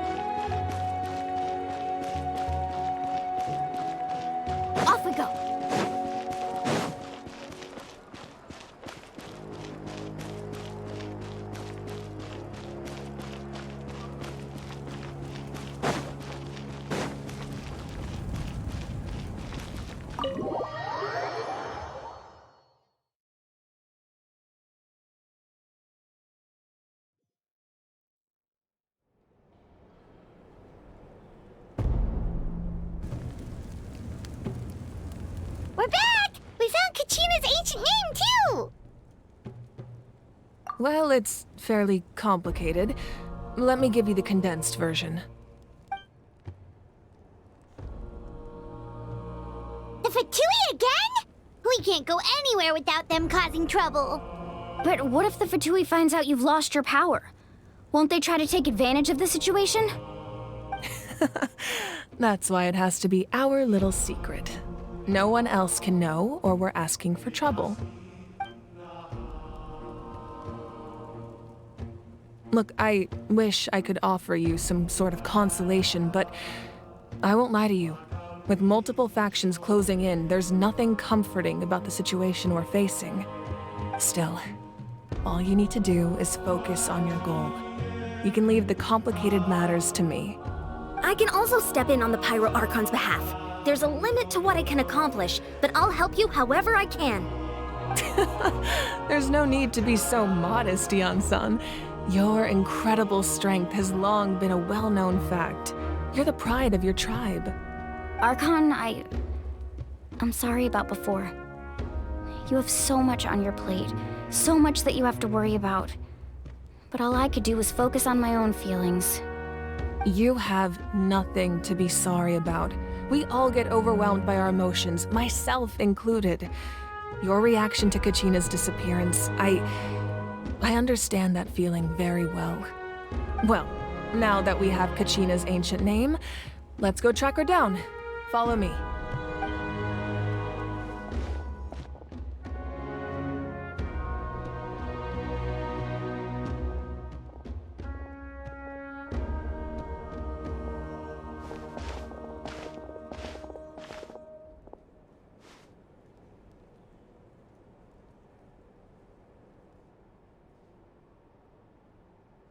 What is this place? Hey, isn't that Atea's talisman? Good eye.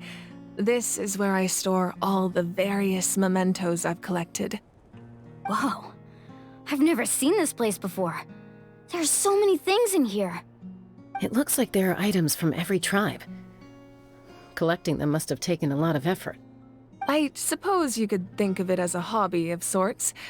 In Natlan, everyone grows up listening to the stories of heroes, and physical items do a far better job of preserving those stories than our own memory.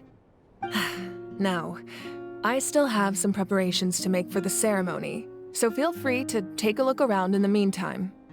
If you're curious about an item, I'm more than willing to tell you about its origins. All right, we'll have a look.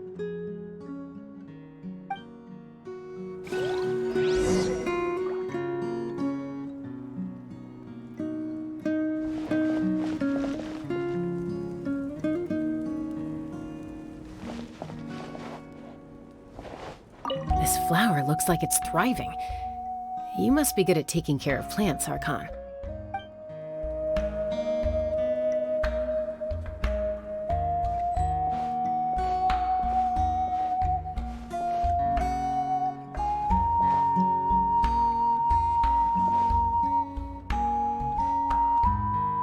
This fishing basket looks familiar.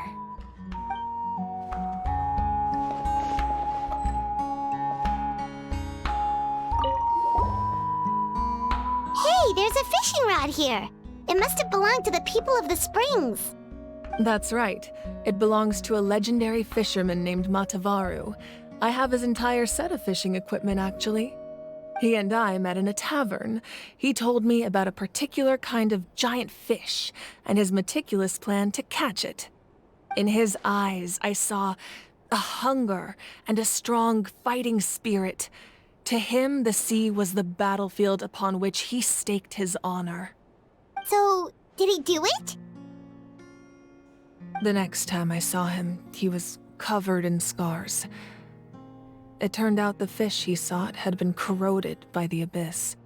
He managed to kill the fish, but sustained a serious injury in the process, which meant he could never go deep-sea fishing again. Can a fisherman claim victory if he fails to bring back his catch? That's what he asked me in the end. Well, Paimon thinks he won. That was my answer as well. The experience was far more valuable than the prize itself. In the end, he didn't want his tools to go to waste, so he gave them to me. Wait, that means you also know how to fish. Maybe we can go head-to-head sometime.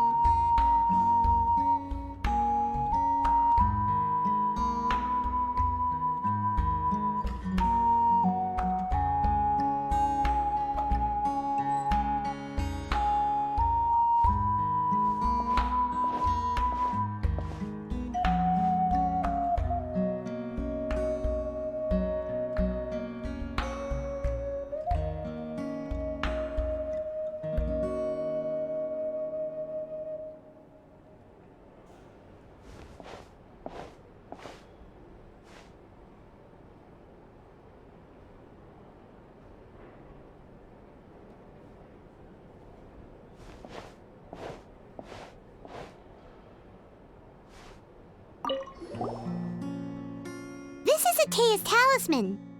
I'm sure you're familiar with this one already. Atea was rarely ever without it. The talisman brought her a lot of luck in battle.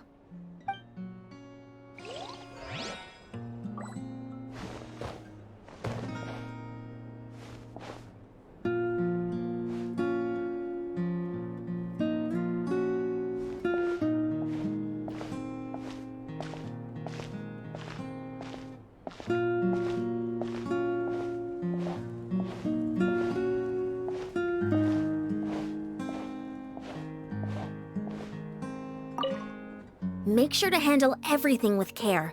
This cup, for example, it's heavier than it looks.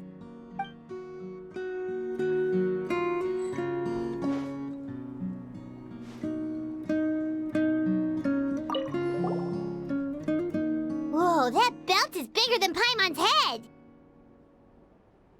The Collective of Plenty are known for their bodybuilding competitions and contests of strength. This belt is a symbol of great honor within the tribe. The association with strength might also have been the reason the original belt was extremely heavy. It was difficult for even 2 people to lift. And even if a warrior had the strength to put it on, wearing it for any length of time would still leave them gasping for breath. Sounds like it. So the owner of the original belt, Kitera, commissioned a craftsman to make a copy identical in appearance but far lighter in weight. That is the belt you see before you. He would often wear this version when training in order to protect his waist. Or he made a lighter version so he could wear it all the time and show it off.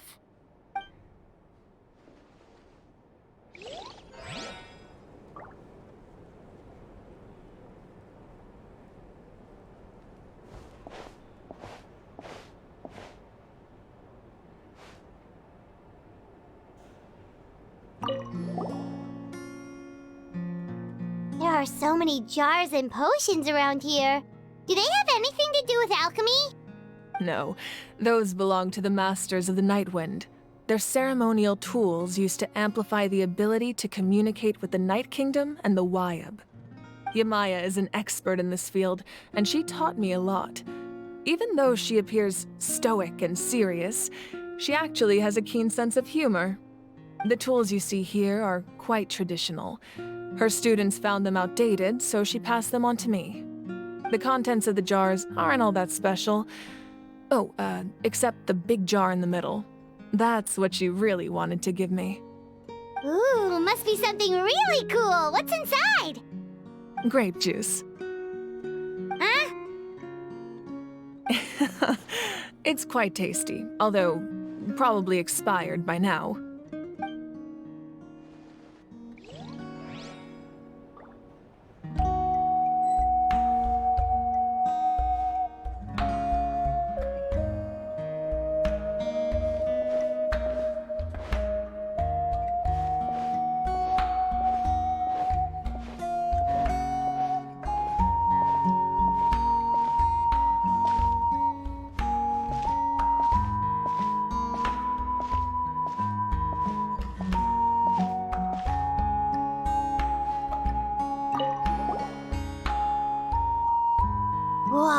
weapon is huge! Which tribe did it belong to? Ah, that weapon belonged to Tenoch, a hero from 500 years ago. Strictly speaking, he didn't belong to any single tribe. That's because even before the disaster with the Abyss broke out, he had already been exiled. Exiled? It was a punishment imposed out of necessity, but he accepted it all the same. He believed it was what he deserved. When the Abyss attacked, the tribes found themselves in urgent need of a powerful figure to lead them into the battle, and there was no one more courageous or resolute than him. He united the 6 tribes and accomplished great feats throughout the war. Ultimately, he perished, and because he had already lost his ancient name, the Ode of Resurrection was unable to bring him back. And so, he was laid to rest, alongside the countless warriors and civilians who lost their lives, buried in the soil of his native land. Wow, he sounds like a true hero. Indeed, even now his story is told throughout the land.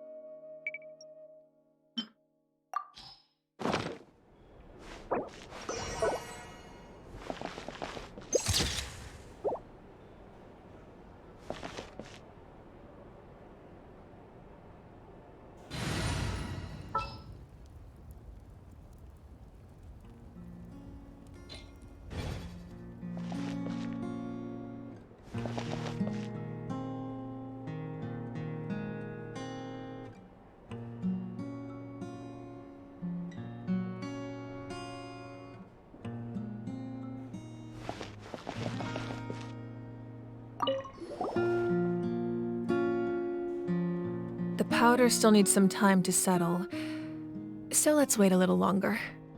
Well, what do you think of my collection? Do you feel like you have a better understanding of Natlan's culture now? Yeah, if each item represents a different story, seems like Natlan's really been through a lot. Does every item hold a special memory, just like Atea's talisman? That's right. The items in my collection actually serve a similar purpose to the ancient names passed down among the tribes. They demonstrate the true shape of time. The shape of time? Most people perceive time as a linear concept, almost like a straight line that can only move forward. We cannot change the past or predict the future. But there's also a different theory, one that I believe to be closer to the truth. Namely, that the past, present, and future all exist at once. At once? Paimon's not sure she understands. Let's say your journey ended right now. Thinking back on your experience in each nation, which one would you say was the most important? Exactly. Even at the end of your journey, the things you experienced along the way don't cease to exist. They become part of who you are. Take out a portion of that journey, and you would likely make very different decisions, and eventually arrive at a very different destination. The future is the same way. It exists even though it has yet to come to pass. We just lack the means to perceive it. Of course, there are those with the power to foresee the future. They simply call it by a different name. Fate. You're quite familiar with that concept, I would imagine. That does kinda make sense. The future hasn't happened, but already exists. Humanity excels at living in the present, but too often we forget the past and neglect the future. While the pilgrimage and the Night Warden Wars lead us to a better future. Only by uniting the people of Natlan across countless eras can we fight back against an enemy as formidable as the Abyss. To come up with such a set of rules, the first Pyro Archon must have possessed a level of insight I can only imagine. That's correct. At first, he was a mortal man with no special power. After he ascended to the Divine Throne, he used it to borrow power from the heavens and establish the rules of Natlan. Namely, a framework through which ordinary people can ascend to Archonhood. By holding the pilgrimage, we're able to determine the strongest among us. And when that person ascends to the Divine Throne, their inner flame will awaken. In addition, the Sacred Flame will grant them significant knowledge and memory of this land. After all, that's how I came to know everything I just told you. So, it all comes down to the power of the Divine Throne and the rules. Wait, is that a family portrait? Yes, that's my mother, father, younger sister, and the little saurians we raised.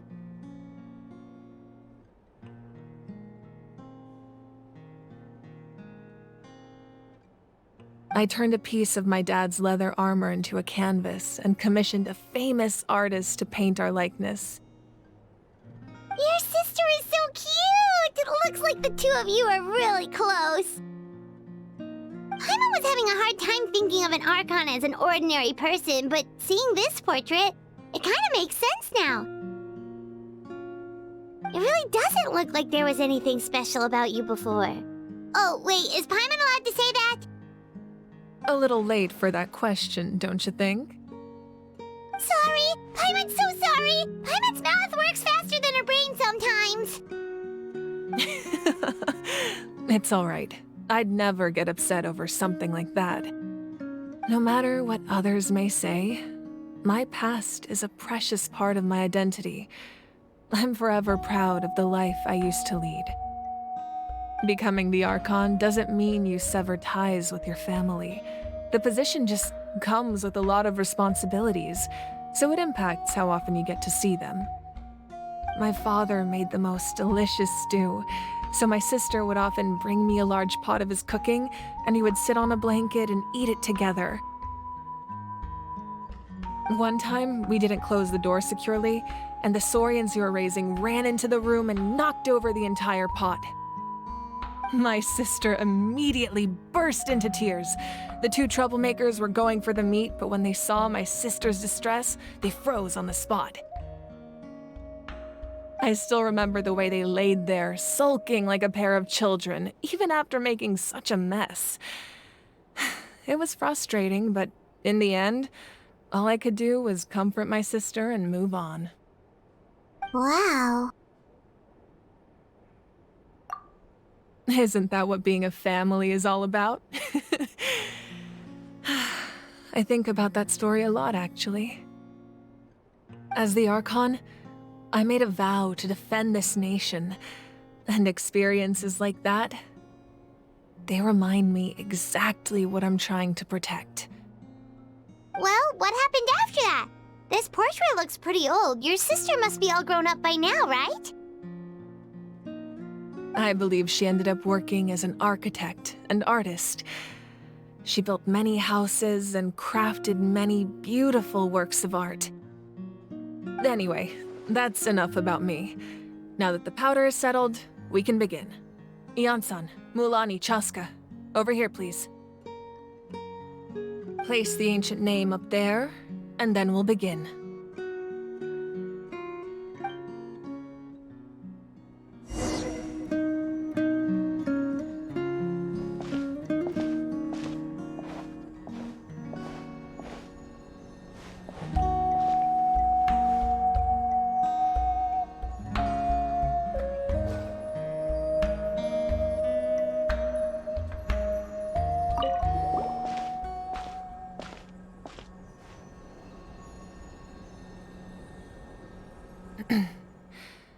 Surely as the echoes of life resound through heaven and earth, so too shall our stories remain eternal.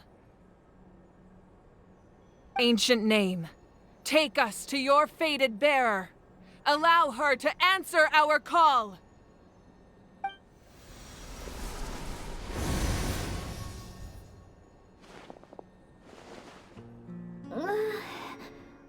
Am I hallucinating again? Kachina! Are you okay? Huh? I'm not seeing things, am I? Is the Abyss playing tricks on me again? It's okay, Kachina. It's just us. We're trying to find a way to bring you back. Everyone, you have to listen to me. I've been investigating the Night Kingdom this entire time, and I figured out what's wrong. The Wyub is being affected by the Abyss. I was waiting for the Wyub to send me back, but then this really strong monster came in and it almost killed me. The Wyub saved me, even though its power is weakening, so I've been hiding from the monsters while trying to find a way to help. The Night Kingdom has become a huge mess, though. I keep hearing these awful sounds and seeing really horrible things. Don't listen to those sounds, Kachina. The Abyss is trying to strip you of your sanity. All you need to do is stay safe and wait for us. We'll be there shortly. It's okay. I feel so much better now that I've had the chance to talk to you guys. You don't need to worry about me. I've never been strong or special at all, really.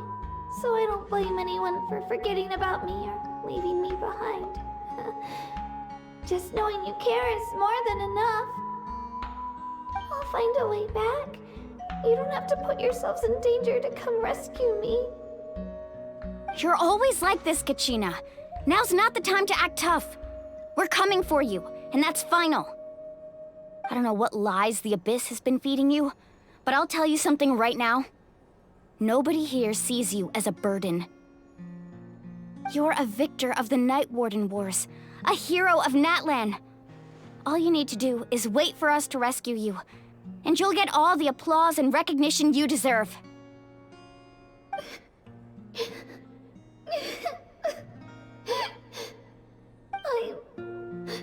I'm really scared. Everything's so dark and creepy here. And I want to go home. Still, I don't want you to put yourselves in danger because of me. I don't want to hold anyone back ever again. All you need to do is place your trust in us, just like you always have. No one fights alone. We're not leaving you behind. Not ever. Yeah, we're so close, we can't call it quits now! Thank you. Be careful. Looks like we've lost contact. Now comes the most dangerous part. You have to traverse the Night Kingdom in your physical form. This entrance to the Night Kingdom was left behind after an abyssal invasion. Even a brief amount of time inside could expose you to corrosion. I know. I'm prepared for that possibility. All right, then I wish you all the best. I'll tell Koichi to be ready just in case. She's very experienced in dealing with abyssal corruption. That face you just made. Don't tell me you two got into another argument. No, I just feel bad for creating more work for her. I'll go with them too, Archon. The more people, the stronger the party. Thank you so much for your help, everyone. It really means a lot that you're willing to brave these dangers with me. There's no time to lose, so let's get going.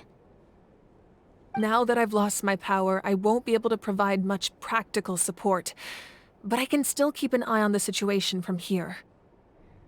Eon-san, I know it's unlikely, but if you encounter a situation you can't handle...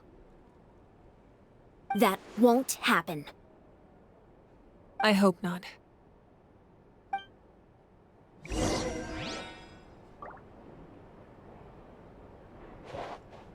Be careful out there. I'll observe the situation from here.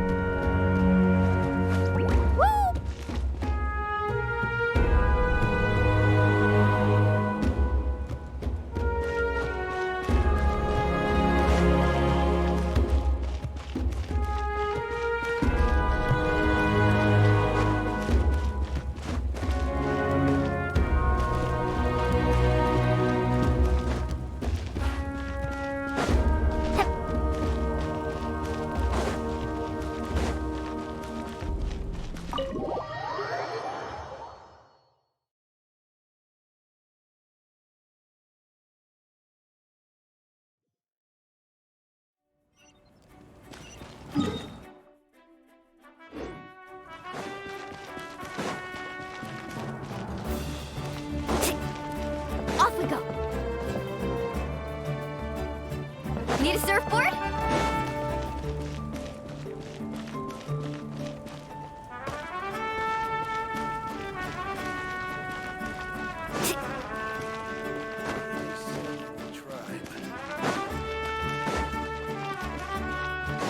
Need a surfboard?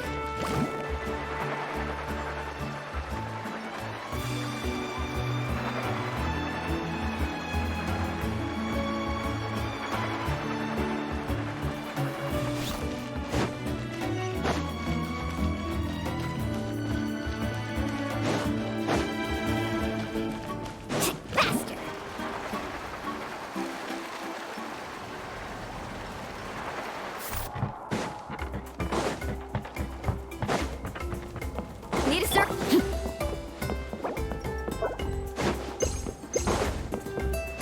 Woohoo!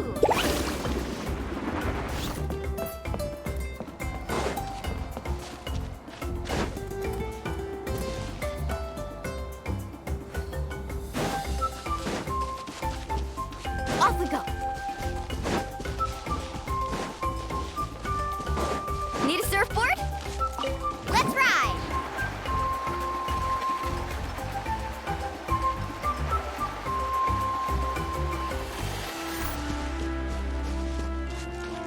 Off we go.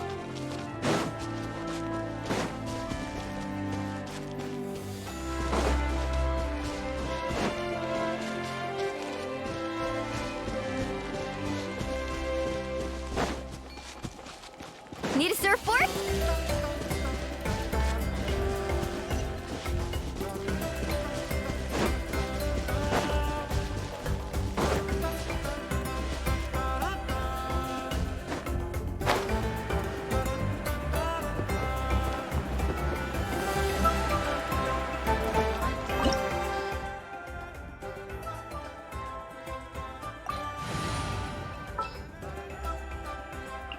A walk would be nice.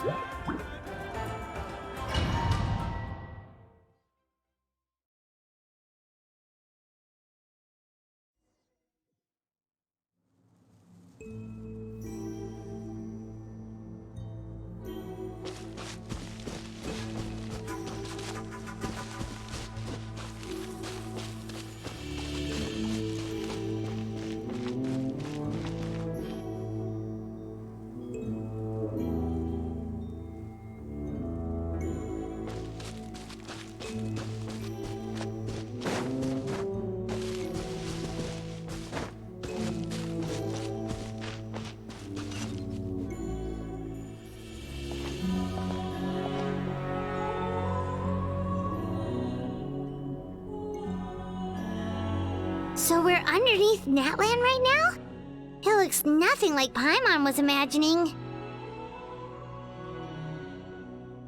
That's because in the distant past, Natlan was home to an incredibly advanced civilization ruled by dragons. Humans only established their own society after the fall of the dragons. So these are Saurian ruins?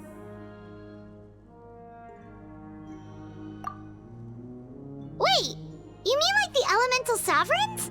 They had their own advanced civilization? Yes, a really long time ago.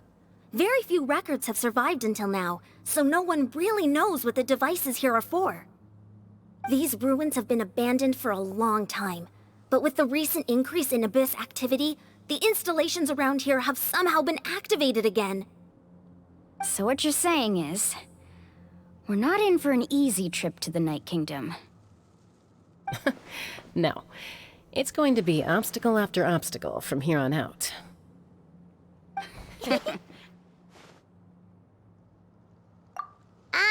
Why are you all laughing like that? It's creeping Paimon out. It's the pre-adventure excitement kicking in, right guys? Of course. I'm eager to get started. Then let's go. We won't let anything stand in our way.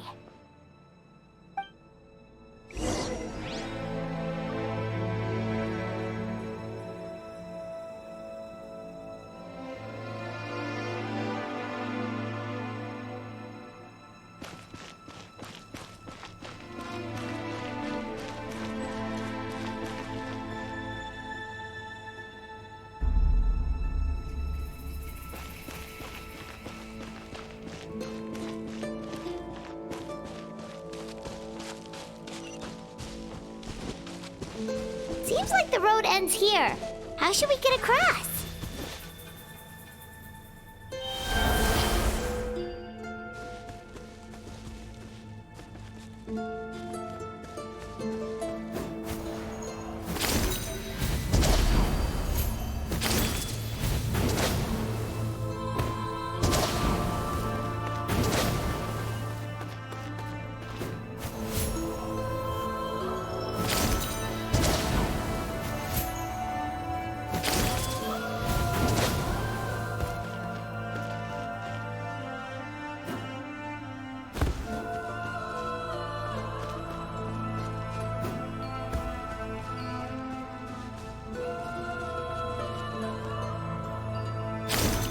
As a professional trainer, I think you could stand to build up your endurance, Paimon. Professional trainer?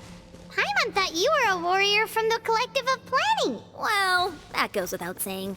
But I actually work as a sports coach. I provide professional guidance for many of Natlan's popular sports.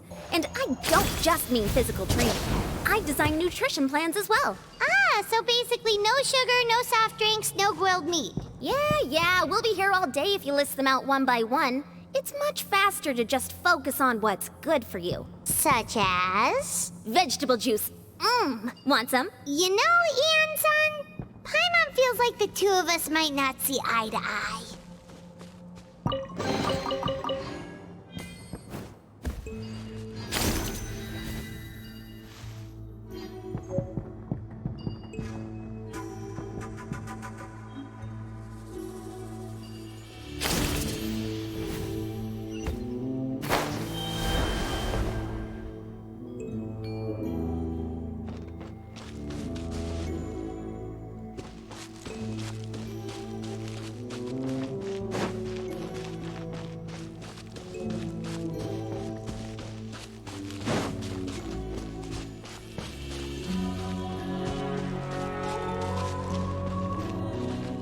Those guys look familiar. We've fought them before. Let's go. Show no mercy.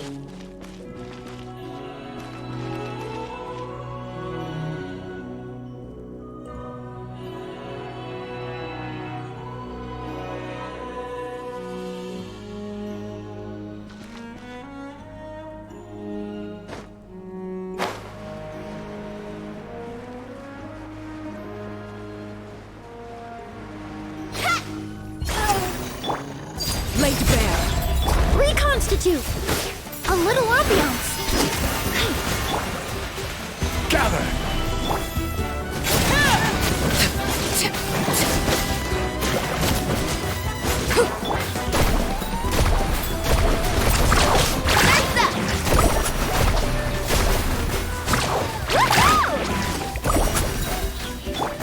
Overruled.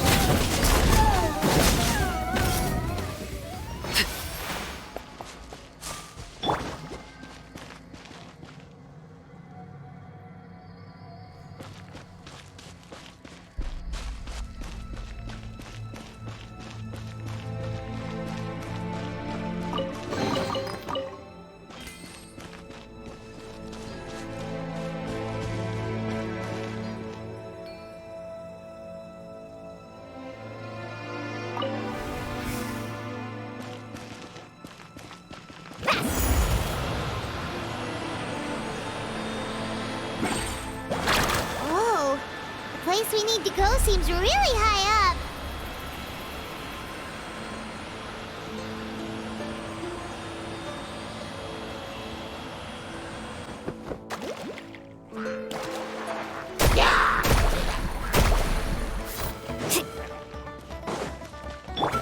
Laid bare. Woohoo! Amazing!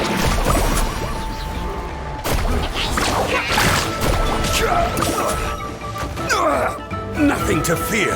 Solidify. Neutralize!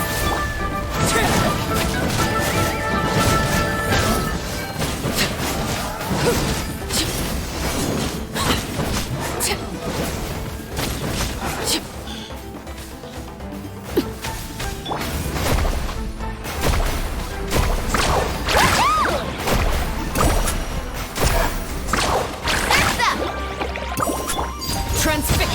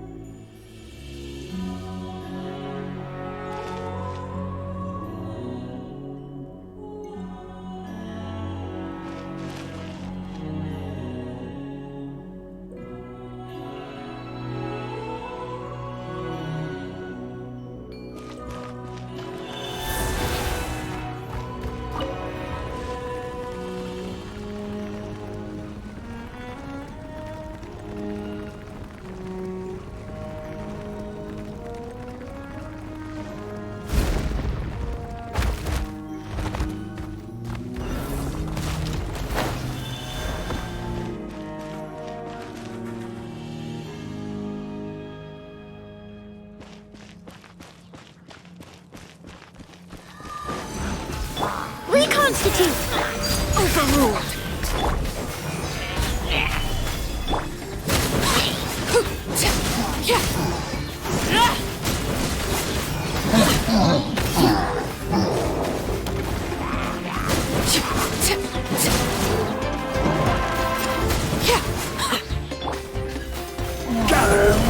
Neutralize!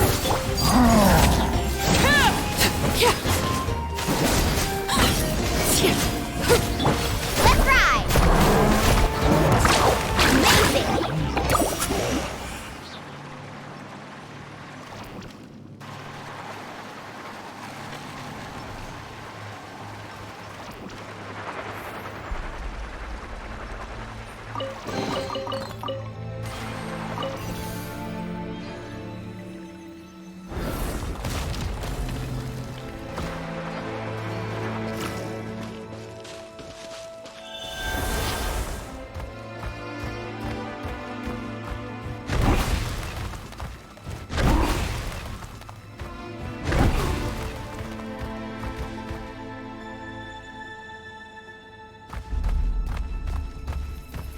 This is the final stretch. We just need to climb up, and we'll be there. Nothing to it. Easy for you to say.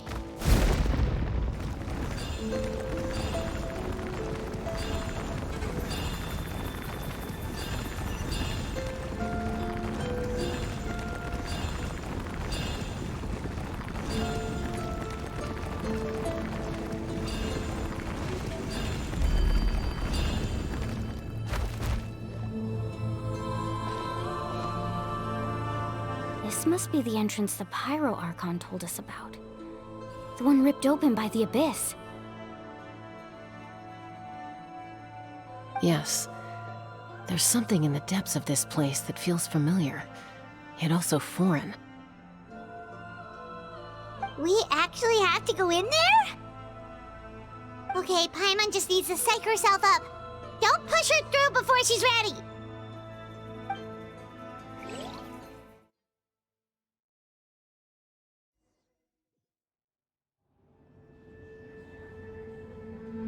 Hey! You don't have to drag Paimon! You're pulling too hard! Looks like we made it. This is the Night Kingdom.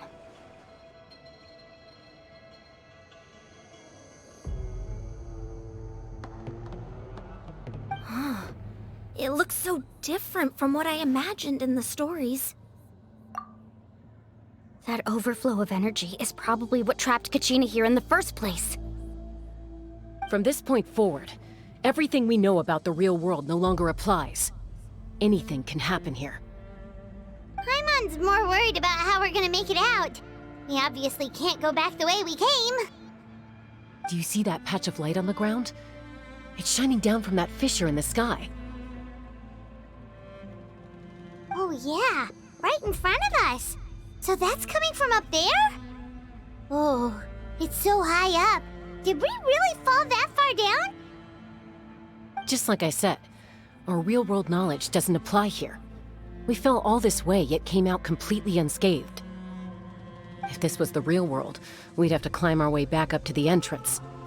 But here, all we have to do is stand underneath the light and offer a prayer. That's it?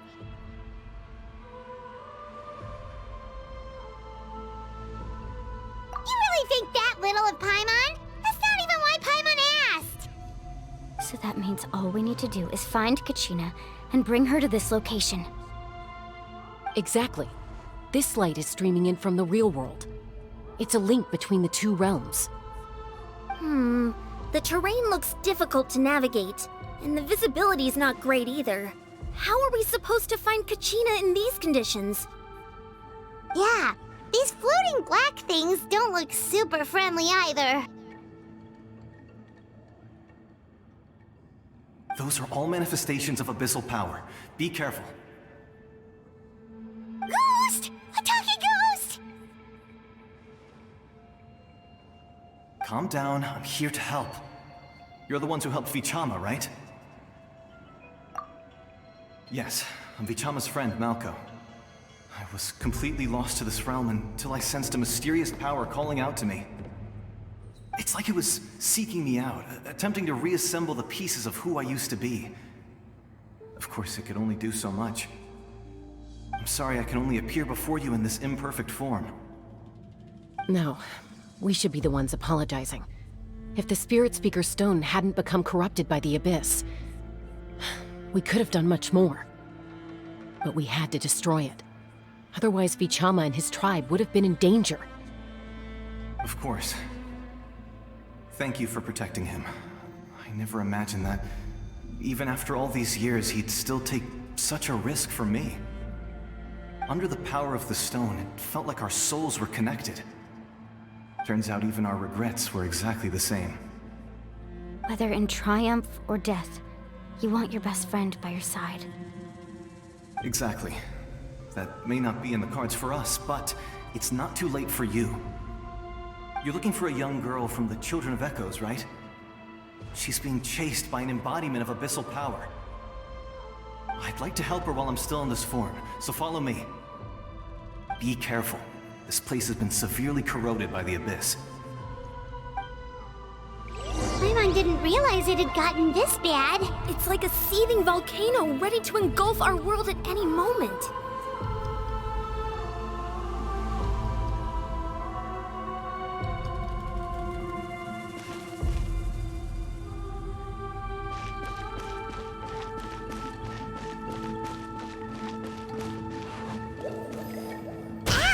Quick, get back here!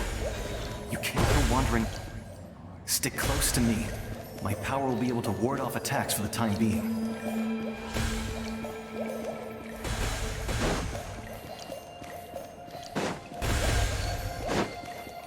We won't be able to keep this up.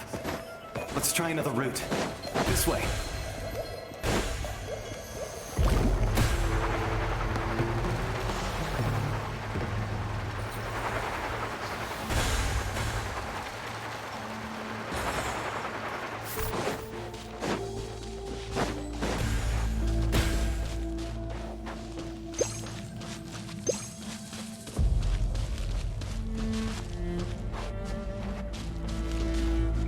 Not good. More monsters. We shouldn't waste our time on them.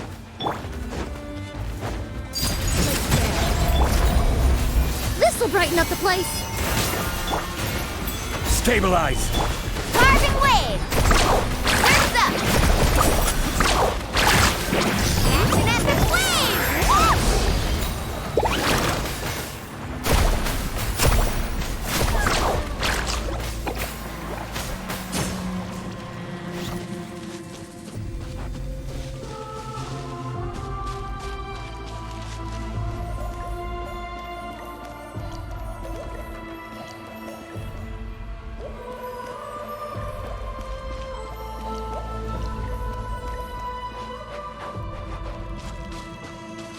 Oh, Paimon can't see anything! It's easy to get lost here. Just stick close.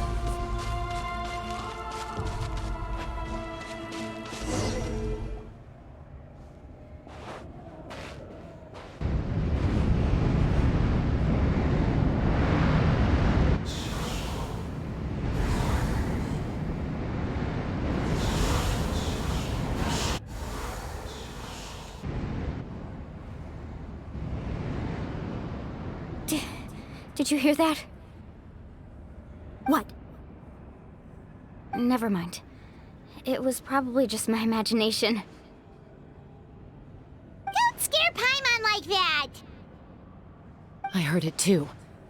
It was a voice from the Abyss. What did it say?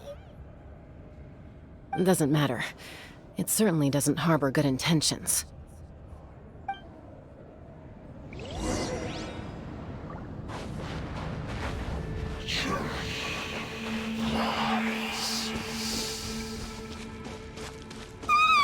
Paimon just heard it too! Let's keep going. Paimon wants to get out of this place!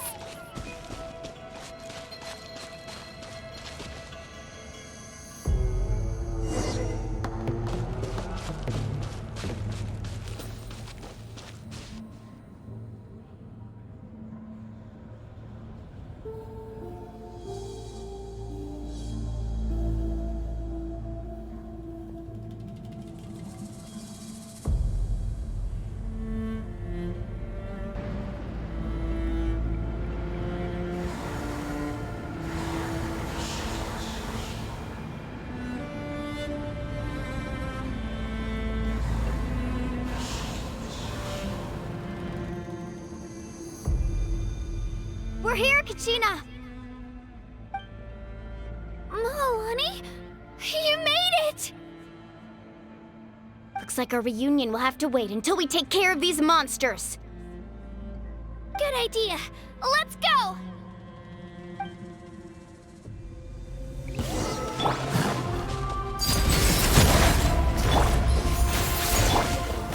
Solidify!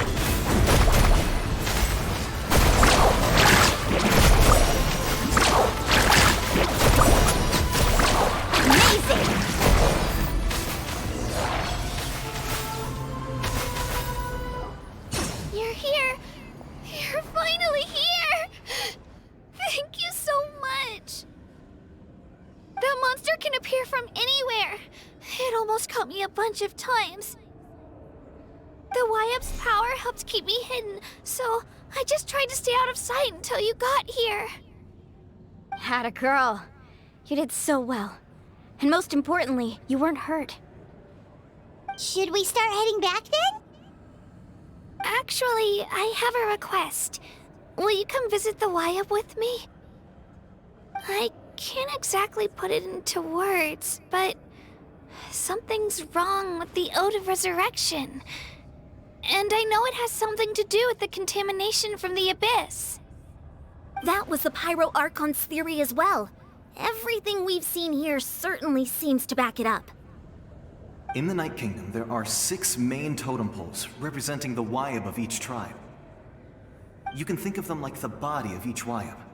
Additional totem poles, like the ones around here, serve as proxies to which the Y-Up can extend their consciousness. There are countless proxies scattered around the Night Kingdom. Through them, the Y-Up can extend their consciousness over the entire realm and track down souls no matter where they roam. But if a proxy were to become severely contaminated, then a soul could become lost within the Night Kingdom. Judging by the current situation, I don't think we're dealing with just one contaminated proxy. Even if we could drive back the abyssal power from one of them, that probably wouldn't even put a dent in the problem. Still, we can't just leave the Y-Up to suffer. It's protected me this whole time. I agree. We might even manage to draw out the monster that's been hunting Kachina. Getting rid of the monster might slow down the deterioration of the Night Kingdom.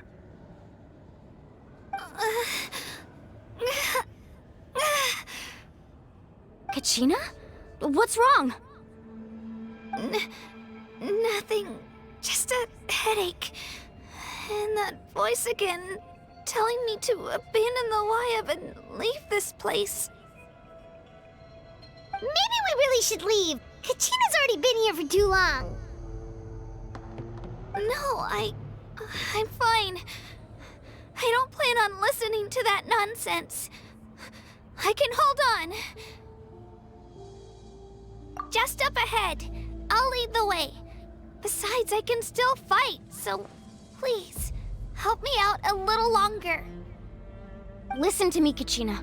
We'll come with you, but that's because we want to help the Y-Up, not because we have something to prove. You don't have anything to prove either. It's okay if you reach your limit. We'll be there for you. All right. The sooner we get this done, the better. We've already come all this way, so we might as well try to get to the bottom of this. Let's go. This way. I'll stay here and try to stall the Abyss monster. All by yourself? That's too dangerous! It's all right. I may not be as strong as that monster, but I'm definitely more familiar with the area. Besides, I don't have much time left. If you're anything like my friend, I'm sure you're not particularly fond of goodbyes. So go. Achieve your goal, and return to the world where you belong. Thank you for everything. You're a true hero. Thank you. No one fights alone.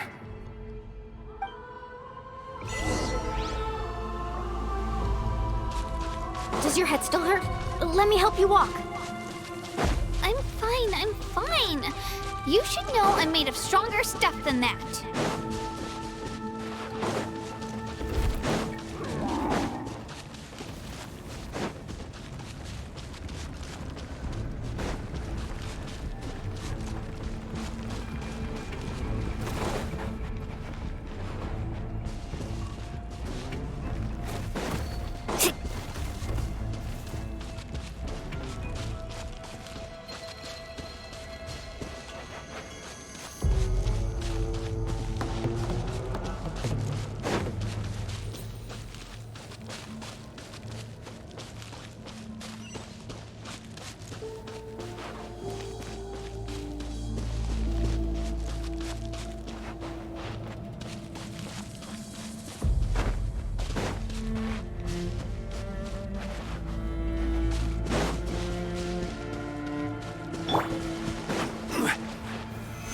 Stabilize!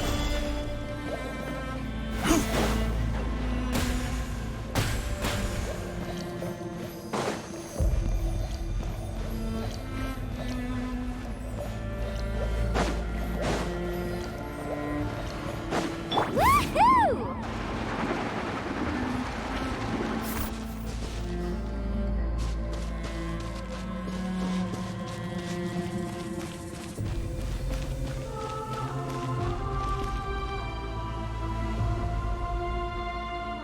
Wyatt?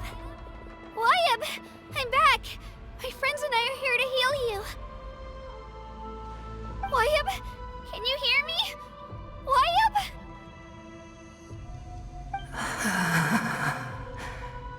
So we were right. The contamination is already too severe. It's preventing the Wyatt from answering our calls. All right, get ready, everyone. Time to purge the abyssal energy from this place. Careful. We've got company. Already? You really think that puny soul could slow me down? Courage in the face of futility is pure folly. He tried to get in my way, so I disposed of him. You killed Malco? He would have dispersed with or without me. Rather than worrying about him, I would urge you to focus on yourself. You may have defeated others of my kind in the past, but underestimate me now, and it will be to your peril. No, the power of the Abyss is intoxicating. The destruction it seeks captivates like a masterful work of art. I strive only for the opportunity to see it up close.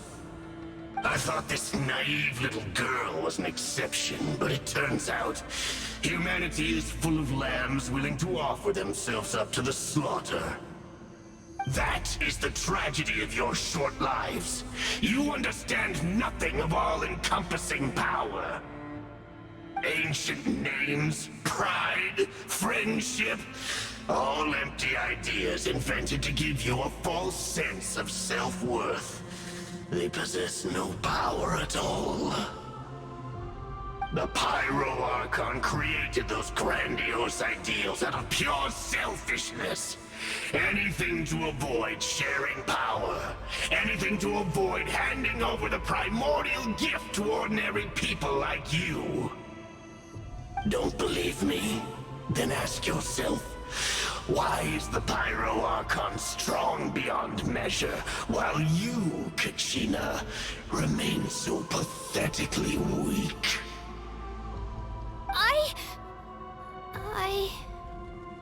Kachina! Give me your hand.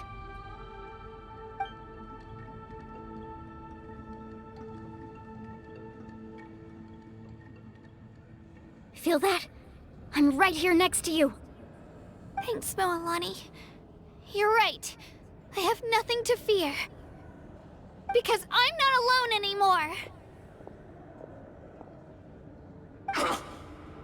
You're right. Maybe comforting ideals don't have any power. But you also couldn't be more wrong.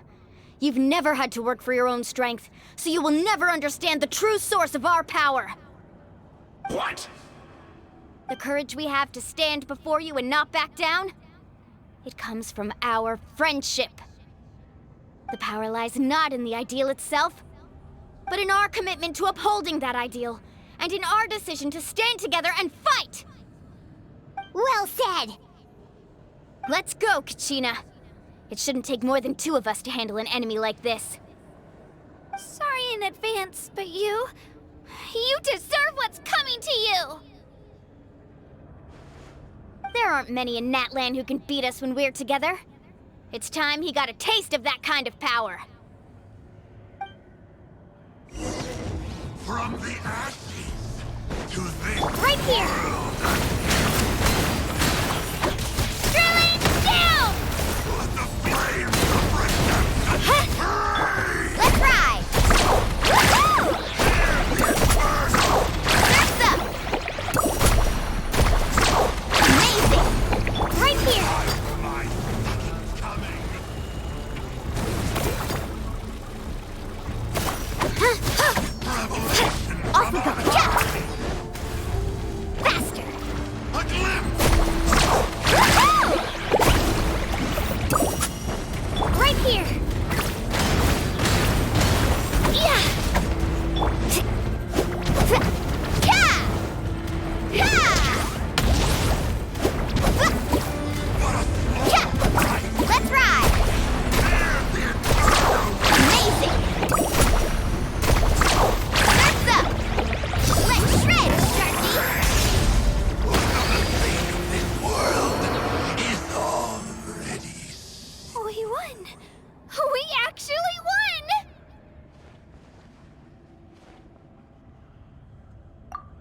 That's what he gets for underestimating you two. Fantastic work, Kachina! Absolutely fantastic! This makes me so unbelievably happy. I'm happy too, Mualani. Together we really are unstoppable. Huh? What's happening?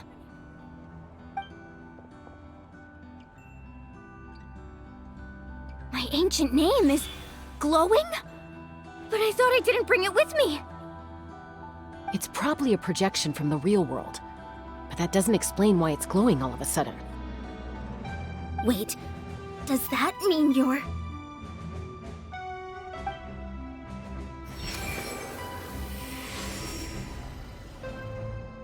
That was a bold move, diving headfirst into the fire to save your friend, especially in a place so overrun with abyssal corruption. Still, seeing you pull it off was really something. Everything you said was exactly right. As isolated individuals, we stand no chance against the power of the Abyss. It took years' worth of scars and lots of unnecessary suffering for me to understand that for myself. The Pyro Archon's plan will unite us as one. Everyone has a part to play. Only then will we have the power to defeat the strongest of foes. Who are you? Tupac, a warrior from the people of the Springs. I fought against the Abyss during the invasion 500 years ago. I've heard that name before. You were the giant who saved all of Natlan. Since you were able to awaken my words from your ancient name, that means you have fully embodied the aspirations of the Wayub. Under the name Umoja, you shall unite the tribes and save Natlan from its impending doom.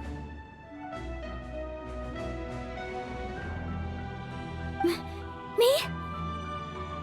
As long as blood still runs through your veins, even the tiniest spark of steel against stone can ignite a flame. Its blaze will become one with our vision for Natlan.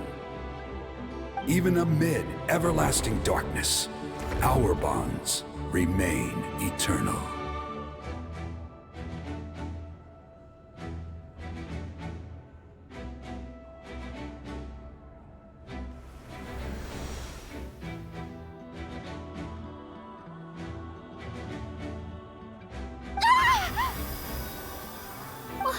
What's wrong, Mualani? So many memories.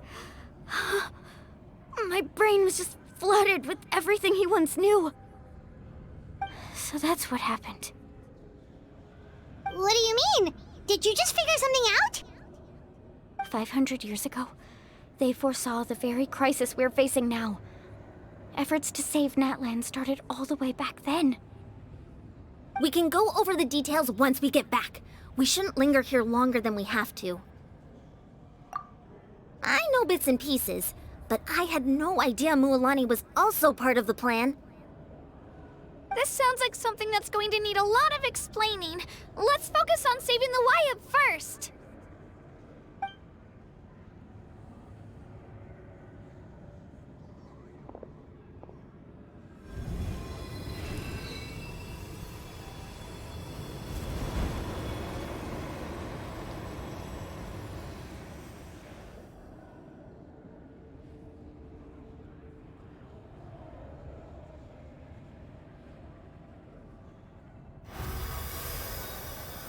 Okay, that should be enough. Wayub? Wayub? Can you hear me? I hear your voice, Kachina, my dear child. Great. Well then, I'm afraid it's time to say goodbye. I just wanted to make sure you were okay before we leave, but we can't afford to stay here any longer. I was going to ask why you bestowed an ancient name upon someone like me, but it's okay. I'll keep searching within myself for the answer. I'll never stop trying to improve my strength. One day, I'll live up to the hero you saw in me. You are already an outstanding child in my eyes, Kachina. No matter what happens. Huh? You are all my most beloved children. It has always been my honor to protect and nurture you. Your ancient name is just that. A name. Much like your parents chose to name you Kachina, I also gave you a name, but it need not define you. Focus on who you want to be. You are already worthy of your name. Now, you need only devote yourself to becoming a better you. The story of your ancient name is for you to continue. Just like your parents, my love for you will never change, no matter what the future holds.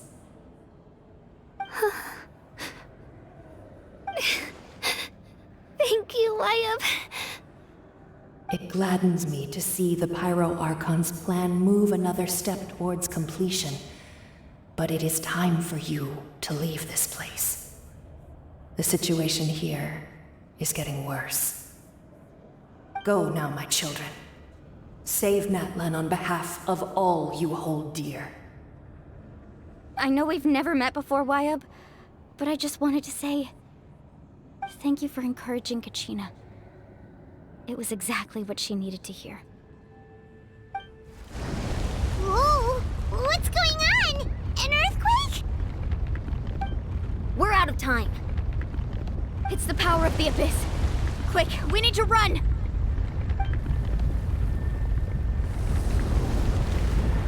It's a Seelie! The Seelie opened the way for us!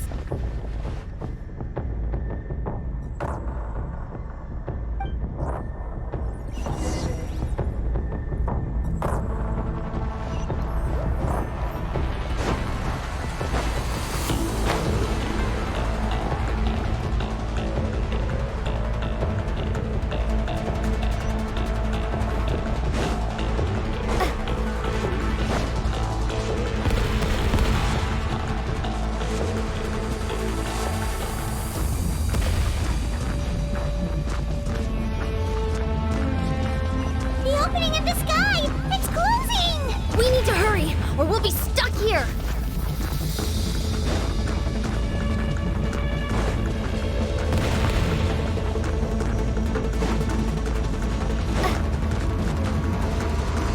Watch out for the falling rocks! Quick, through the middle!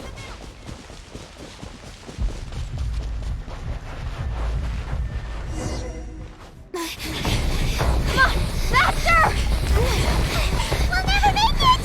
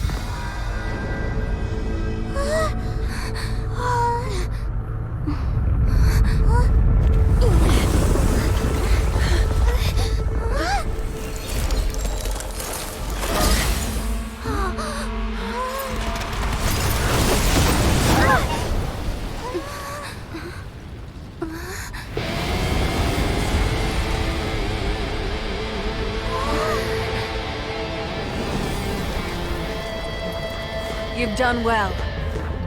Now come home.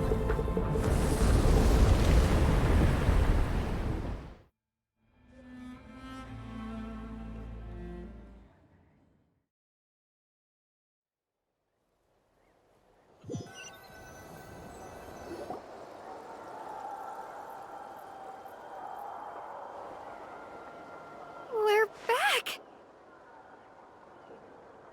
The Pyro Archon saved us. But she's not here. Yeah, didn't she say she used it all up? She's still in the speaker's chamber. What we saw in the Night Kingdom was just her consciousness. So you're saying her consciousness did all that? Every great display of power comes at a price.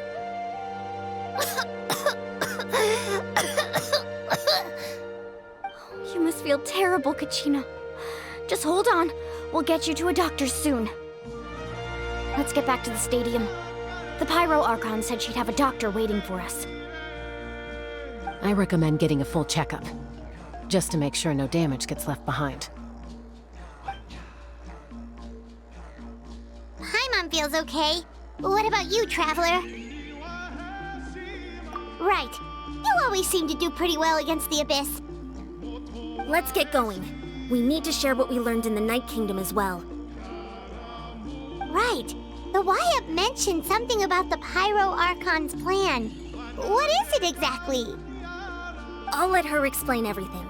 We're all a part of the plan now. Every move we make from here on out will decide Natlan's ultimate fate.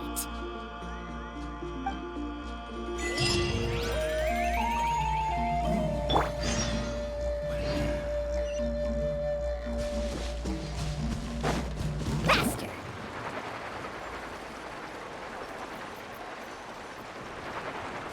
Need a surfboard?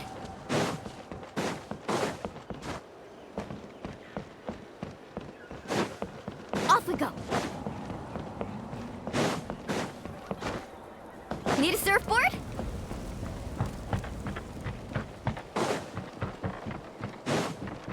Carving waves!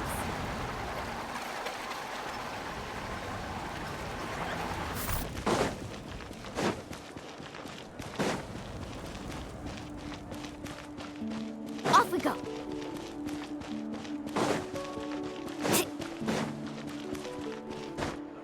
Let's ride!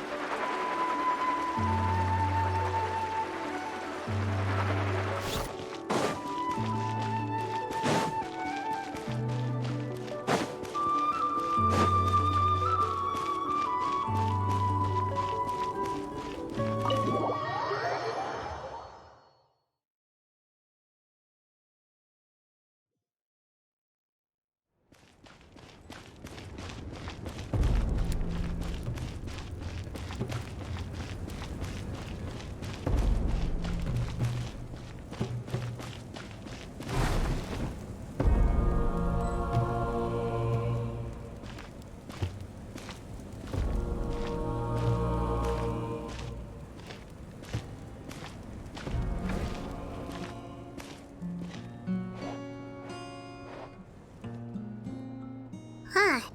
There's a lot less stuff here than before. It's good to see you all here in one piece. I know you must have a lot of questions, but let Koichi check you over first. It's best not to let any lingering effects of the Abyss go untreated. Thank goodness you made it back. I came here as soon as the Pyro Archon told me about your plan. Take a seat, everybody. I'll examine you one by one.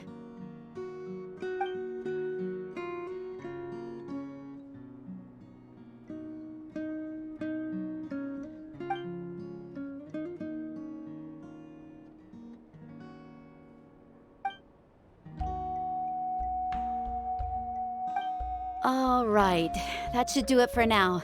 But just to be safe, I'll perform another checkup in a couple of days. I have to say, though, I've never seen anyone react to the Abyss like you, Traveler. It's like you're completely immune to its power. She's always been special like that. She can even purify its power. Wait, now that you mention it, Paimon doesn't think she's affected either. Given the current situation, that ability will likely play a great role in the events to come. Of course. I still have patients to see, so I'll head out. Thank you, Koichi. All right, all right.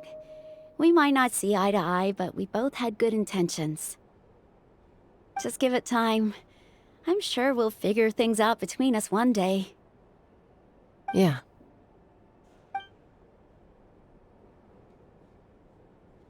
All right. There's so much to discuss, I don't even know where to begin. You've seen it for yourselves now. The devastation in the Night Kingdom. I'll get straight to the point. Natlan is on the verge of destruction. It's very possible our nation has less than a year before total devastation. Huh? No. That can't be true, can it? That's right. But I've only ever disclosed that fact to the handful of people working with me to save this nation. Our looming destruction is not a recent development, but the inevitable conclusion of the disaster the Abyss initiated 500 years ago. Mulan told us a little bit about that. 500 years ago, all the nations of Teyvat were invaded by the Abyss. Unlike the other nations, Natlan never had stable and deep-rooted ley lines, so we suffered the worst of the invasion. The battle against the Abyss was exceedingly long and brutal. In the end, victory came at the cost of our civilization and countless lives.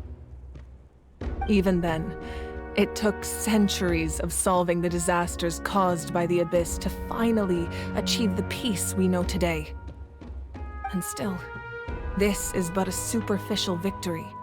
The forces of the Abyss have merely been driven back underground. Their threat to Natlan remains as real as ever. I'd never have guessed. The problems plaguing the Night Kingdom are all the more complicated because that realm is essentially functioning as Natlan's ley lines. Immediately after the war, our calculations estimated that we would have a maximum of 500 years before the Night Kingdom was completely lost to the Abyss. But at that time, we were a nation of the destitute.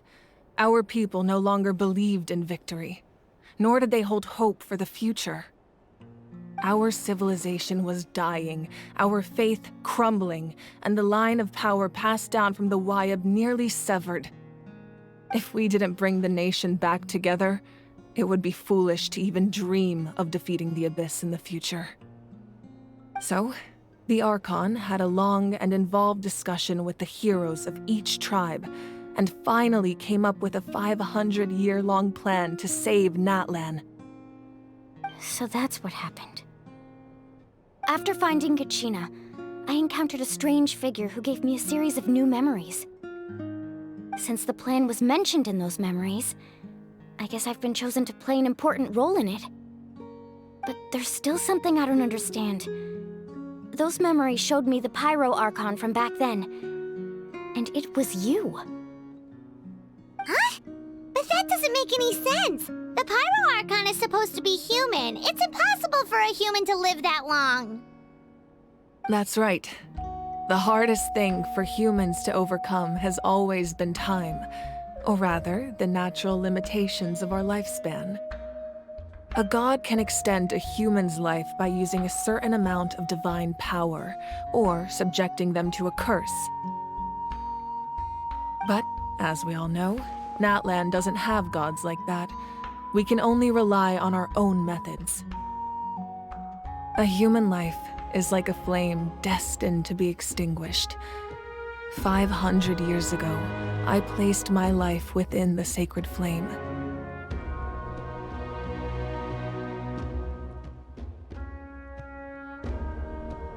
Only by dying before my time could I have the chance to wake up again. So, in other words, this is your second life? Yes. We only managed to defeat the Abyss all those years ago because the tribes came together as one. If the Natlan of the future was to have a fighting chance, the Pyro Archons that came after the war had to rebuild the decimated tribes. The goal was to reunite the people and restore the strength of each tribe's Wayab.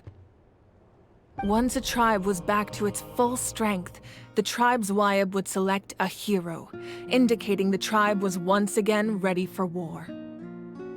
The Chosen would then stand by my side in defense of our nation, just like great heroes of old, 500 years ago. So that means I'm one of the Chosen? That's right. You bear the ancient name Umoja, the same one held by the hero from your tribe 500 years ago. It means unity. After your adventure in the Night Kingdom, I trust you've come to fully understand the meaning of that name. So in other words, you always knew who the Wyabb were going to pick from each tribe? Yes. According to the plan, each tribe was supposed to have been fully restored by the time I awoke. But something went wrong along the way. The 6 heroes successfully inherited the ancient names from 500 years ago, but the intel regarding the plan wasn't passed on to them. Once again, it comes down to the deterioration of the Night Kingdom. Communication between the Sacred Flame and the Wyabb has been blocked. Just like how the Ode of Resurrection failed to bring Kachina back. Exactly. It's just another tactic the Abyss is using against us. The Abyss may not possess intelligence, but its methods certainly aren't easy to counter. If we want to unblock that information from being passed on, my presence alone isn't enough. The ancient name-bearer must establish a greater connection to their name. So, I've tried my best to help them from the sidelines. Currently, Shilonen of the Children of Echoes, Kinich of the Scions of the Canopy, and Iansan of the Collective of Plenty have all been acknowledged by their names.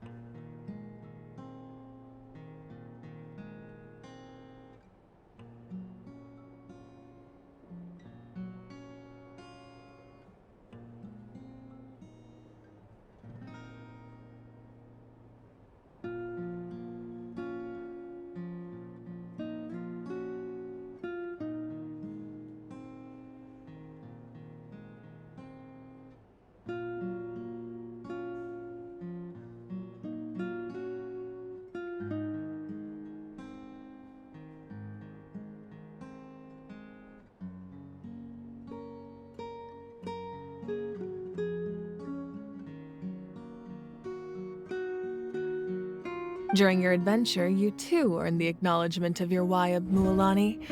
In the process, you gained the memories stored within your name. Well, we have less than a year! Yes, but we have no choice. We cannot start the plan until all the heroes have been gathered. That's also why I haven't been able to take action despite the urgency of the situation. But if you knew this whole time, why didn't you just tell me about my role in all this? Wouldn't that make everything go a lot faster? Perhaps, but the opposite could also be true. Knowing your destiny too early could mean failing to realize your full potential. Just like your determination to save Kachina, I hope your commitment to this endeavor comes from your own strength of will, rather than a sense of obligation. So I suppose you're not going to tell us who the final 2 heroes are then? That's right. Their time is yet to come. Putting pressure on them beforehand will only hinder their development. I can only trust in the judgment of the Wyabb. I have never believed I could solve this crisis alone. In fact, it was precisely because I chose to trust and rely on others that we managed to get this far. Natlan's salvation lies not in its Archon or any singular individual, but in us all. You're quite perceptive, aren't you? I thought I might get away with avoiding the topic. Huh? Oh, right! All of the stuff you stored here before, where did it all go? Even though I sacrificed my power, I still needed a contingency plan to ensure you would make it back from the Night Kingdom. After all, I was the one who allowed you to take that risk, and Mualani has an important role to play in my plan. In addition to their sentimental value, the items I stored here held a much more important purpose: fuel. Fuel? Ah, so back then, That's why you... Yes. The stories embodied by those items are certainly important, but there's an even more significant trait they all share. Every item belonged to a hero of Natlan. Over time, they became imbued with a certain amount of contending fire from being carried in battle. On their own, each item's power is limited, but together, their combined effect can prove quite useful in a dire situation. By burning those items, I was able to activate the contending fire stored within them to open the boundary between the two worlds. It was a rather crude approach, so all their power was depleted in an instant, as you can see. But weren't they all precious treasures? What about their stories? That's exactly why I dragged you all here. No matter what, I never wanted the Pyro Archon to have to use that power. Oh, I'm so sorry. You have nothing to be sorry for. You all deserve my thanks, actually. If you hadn't saved the totem pole, that area of the Night Kingdom would have been forever lost to the Abyss. And then, it would only be a matter of time before the Children of Echoes was met with disaster. Besides, when those heroes entrusted their belongings to me, or the Pyro Archon of their time, it was out of a desire to contribute to Natlan's survival. If they knew those items helped save the present-day heroes of Natlan, they would not mourn their loss. Even when you put it that way, I still feel bad. There's no need. Remember what I told you about time? The people and the events of the past are never truly lost to us. We simply carry them with us in a different form. In that sense, we didn't lose anything at all. If you still have regrets, let them fuel your resolve in the battles to come. Your deeds will become new legends and nurture new forms of power just like the items once stored here. Well, we'd still like to return the favor. Well, if that's the case, just treat me to a drink sometime. Now that Kachina has returned, we can finally hold the victory feast and celebrate your team's triumph in the Night Warden Wars. And we could all use the rest, that's for sure. Plus, you'll be able to silence everyone who doubted you once and for all, Kachina. Still, now that I know the danger we're facing, having a victory feast doesn't feel right. Try not to let it get to you. It's important to stay calm. Worrying about it will only affect your judgment. All right. You should head out. I'll join you in a bit.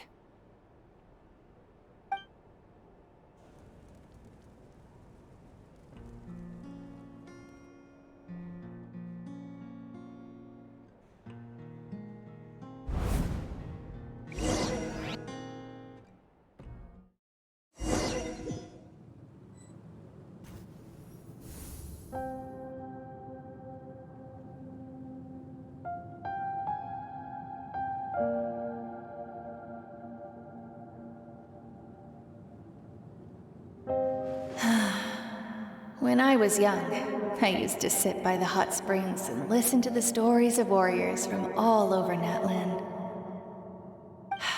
They attract people from all walks of life. Friends come easy here, no matter what tribe you're from. The people of the springs have never claimed the hot springs as their own private property. They are there to bring all hot spring buddies together. It's been really nice, seeing the children of my tribe get older. It's helped me gradually understand the true value of the springs. I've witnessed their energy, their determination, their absolute passion for life. Even when they cause trouble, I never managed to hold on to my anger for long. It's unbelievable how quickly they worm their way back into my good graces. I'm certain Mualani will become a great warrior when she grows up. She possesses infinite potential. I can see it. One day, when I'm no longer in fighting form, I'll come here and tell stories to all the children, just like those warriors did for me. So, you better get busy, Pyro Archon, or I'll end up running out of stories.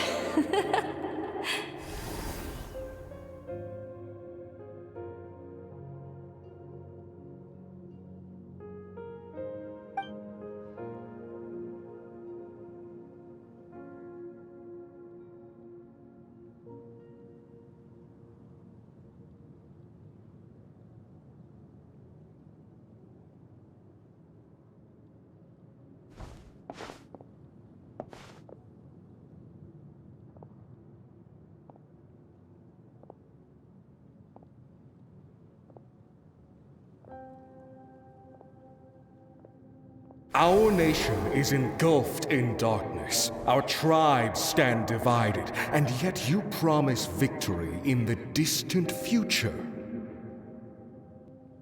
The Abyss is a cunning enemy, one that I faced in battle many times. Were that not the case, I would never understand exercising this degree of caution. My rage will never know absolution, and my power will no longer aid you in victory. But you came to me because you knew you could convince me with just a single sentence. I understand your choice. The heroes of today will forge the path ahead with blood and fire. Just remember to earn us the victory we are owed. Otherwise, rest assured, I'll find a way to collect the debt. For Natlan.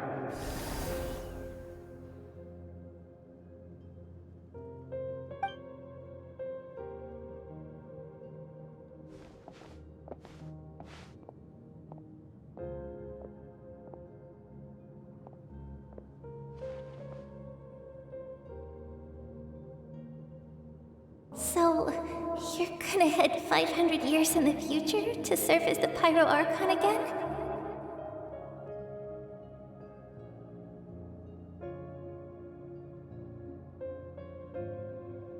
But what about the you from right now? You're just gonna die? You can't ask her those questions and expect her to answer, my dear. The decision is hers to make. And she deserves our support. We will do everything we can to rebuild the tribes. Don't you worry. Even across time, we will all do our part to fight for Natlan's future. Yeah, Mom's right. We'll always believe in you, sis. Oh, seriously though, Dad should be here. Where is he? I imagine he didn't know what to say, so he chose not to come at all. Don't take it to heart, my dear. That's just who he is. Just remember, no matter what happens in the future, we will always love you.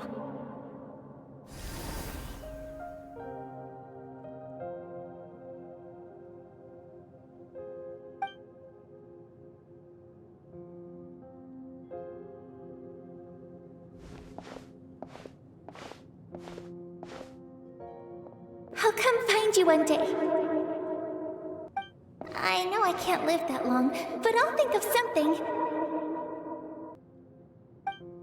There has to be a way for us to meet again one day. If there's an answer out there somewhere, I'm gonna find it. So, don't forget about me.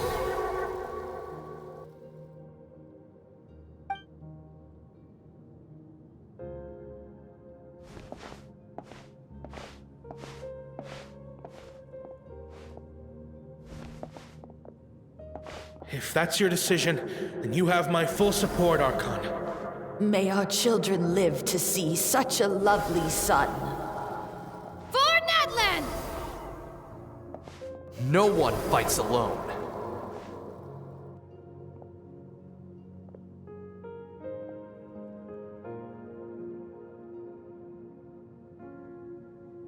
The rules are my legacy. They shall grant us the strength to overcome the next tragedy. War forged the 6 tribes, taught us how to fight, instilled in us what it means to love. Who will be the one to bring this to an end?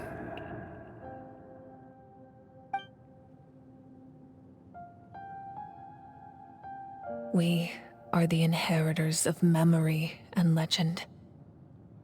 Those who grew alongside sun and wind. Those who forged our own destiny and future. That is Natlan's fire, the lifeblood of our nation.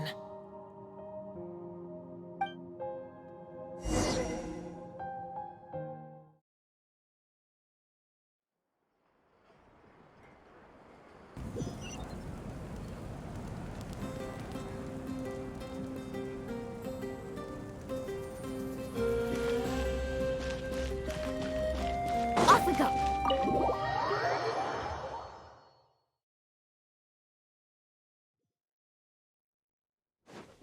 Carving waves!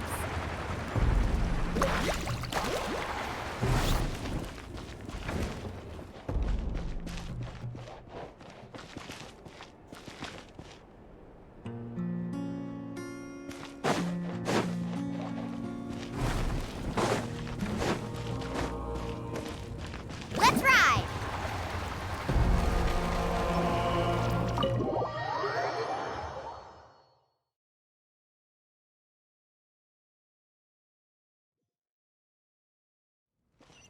Off we go!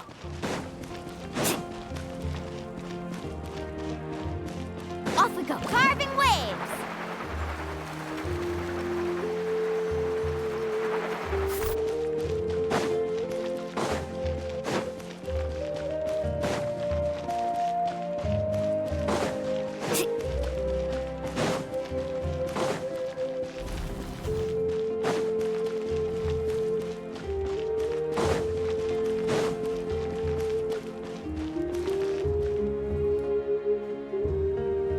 Hey, Koichi! You here for the victory feast too? Oh, no. I knew Chaska would be here, so I just came to deliver some medicine. I was about to leave, actually. But it's not that I don't want to celebrate Kachina and the others. I'm so glad she made it back. It's just... well, I'll make things awkward if I'm around my sister right now. Ah, well, you two had a fight, so Paimon can understand. She didn't cause any trouble during your trip, right? Yeah, she was super helpful. She gave us a lot of useful information about the Abyss. That's good. That's all I needed to know. Is there a reason you asked? You were pretty outspoken when we first met, but now it's like you're holding something back. Maybe it seemed unreasonable, picking that fight with her before you left, but I did it for a reason. Her impulse to fight is extremely strong. Her mental strength helps her rein it in, but she still loses control sometimes. I had no idea what you might face in the Night Kingdom, so I didn't want to take any chances. So what you're saying is... Okay, so maybe it sounds a little stupid, but it works pretty well. It helps her keep her cool for a little while, at least. Anyway, I'm just glad you were able to make it back safe and sound. That's all I wanted. What? Do you really have to go that far? Can't you just talk it out? No way. Chaska never opens up about her own pain, especially to her family. She can't learn about this, or it'll be even harder to help her. I appreciate the understanding, and don't worry. I'll find a way to help her ease this burden. Anyway, I need to get going. Enjoy the celebration. Oh, and if you ever need a doctor, you know who to find. Huh. Who would have thought there was a deeper reason behind their arguing? In the end, it's all the Abyss's fault. Paimon's had enough of them.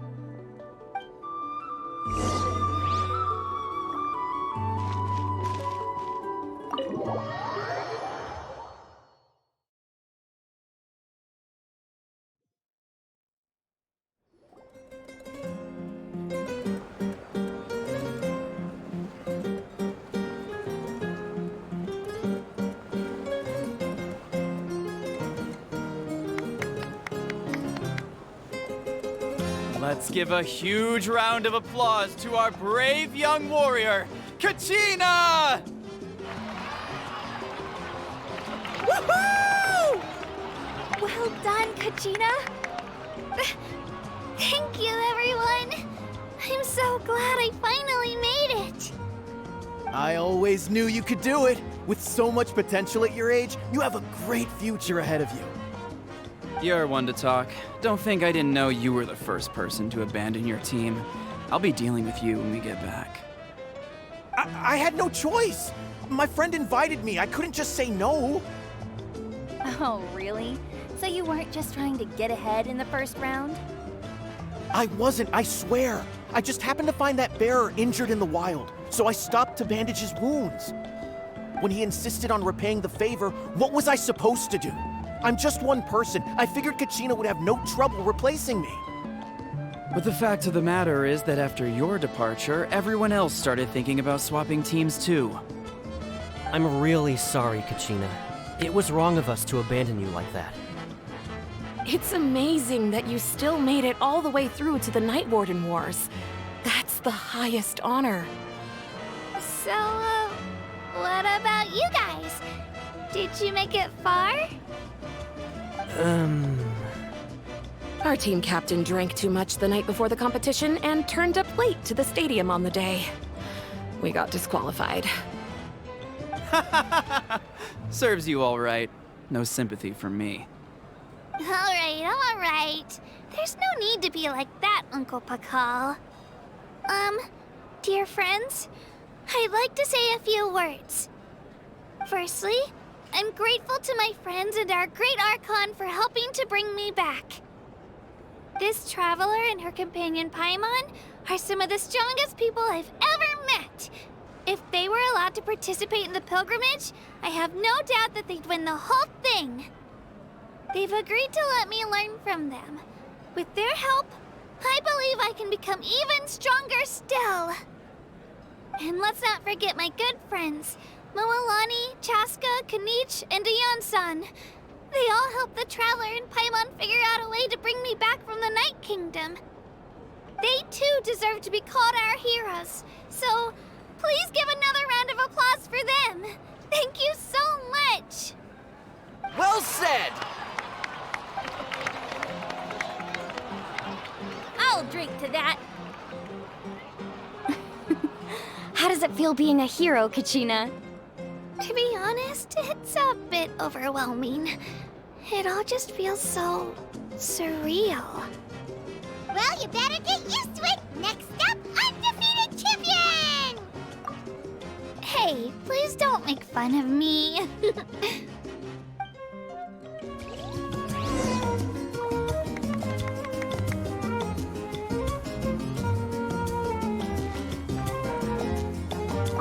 My apologies. I knew more than I let on. Everything comes at a price, and most heroes aren't people who set out to become a hero. If you cling too tightly to your goal, you end up losing things that are far more precious. But in any case, we're now on the same page. I wonder how long before the two final heroes appear. From the Flower Feather Clan and the Masters of the Night Wind.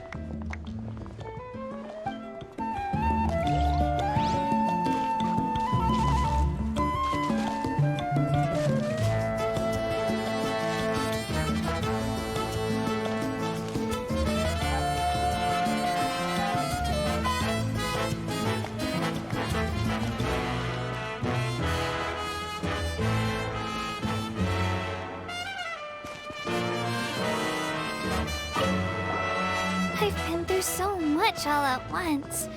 Everything still kind of feels like a dream. Are you still feeling unwell? Nope, all better now. I told you I bounced back pretty quick, so don't worry about me. I bet you guys must be tired, though. Make sure you get some good rest tonight. You gotta recharge so you'll be in the mood to have fun.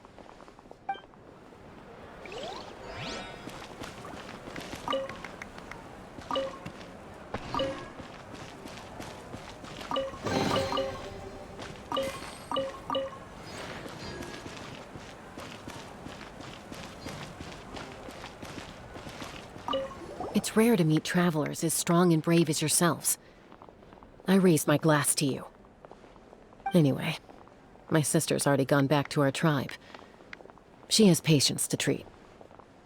Oh, we actually ran into her on the way here and, well, Paimon just thinks she really cares about you. Yeah, I'm planning on visiting home myself in a few days.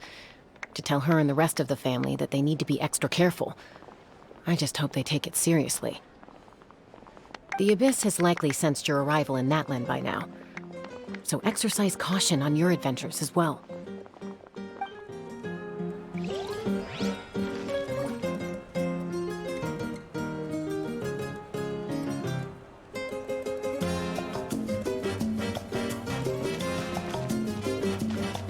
It cost us a lot, but we got Kachina back safely, and that's what matters. There'll be even tougher challenges coming our way in the days ahead, though. We'll have to train harder, make sure we're in peak condition. That includes you, Paimon. I can do a special one-off session to show you the ropes. Interested? No thanks.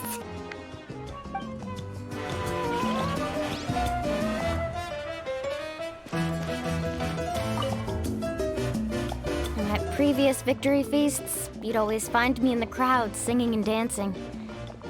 But after what I found out today, it's too much. I'm still trying to process it. It does feel weird seeing you so out of sorts. Is this another pearl of wisdom based on your adventuring experience? Well, Paimon agrees with the Traveler. Everyone's come together to celebrate Kachina's achievements. That's gotta be a first. You're right. Kachina looks really happy. And now I'm being the moody one. Enough doom and gloom. Time to shake it off.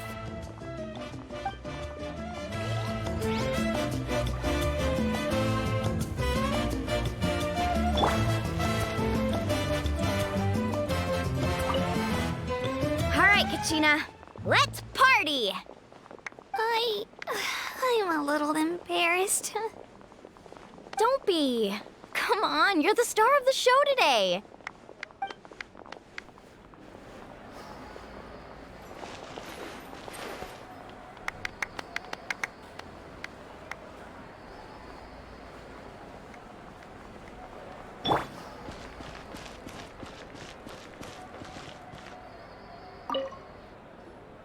Ah, you're here. Have some fruit juice. I got it specially for you two. How did you know? That's Paimon's favorite! You look like you've still got questions. Ask away.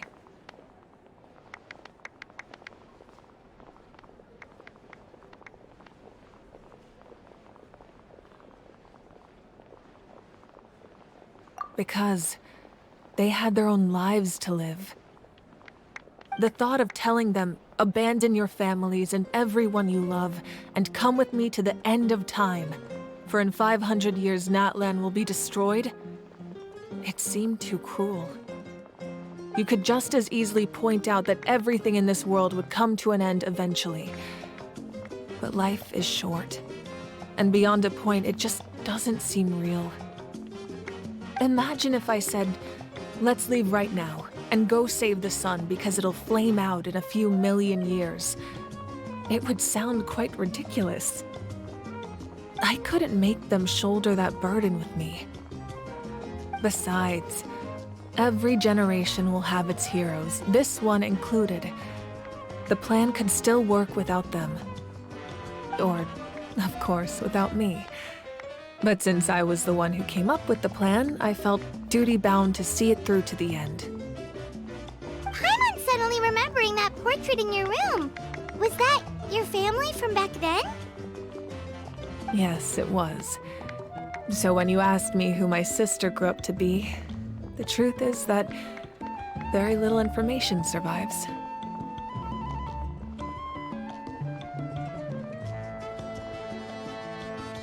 From what I've been able to piece together, I can conclude with a reasonable degree of confidence that she ended up as an architect and artist. She played an instrumental role in rebuilding the scions of the Canopy tribe, designing and building many houses.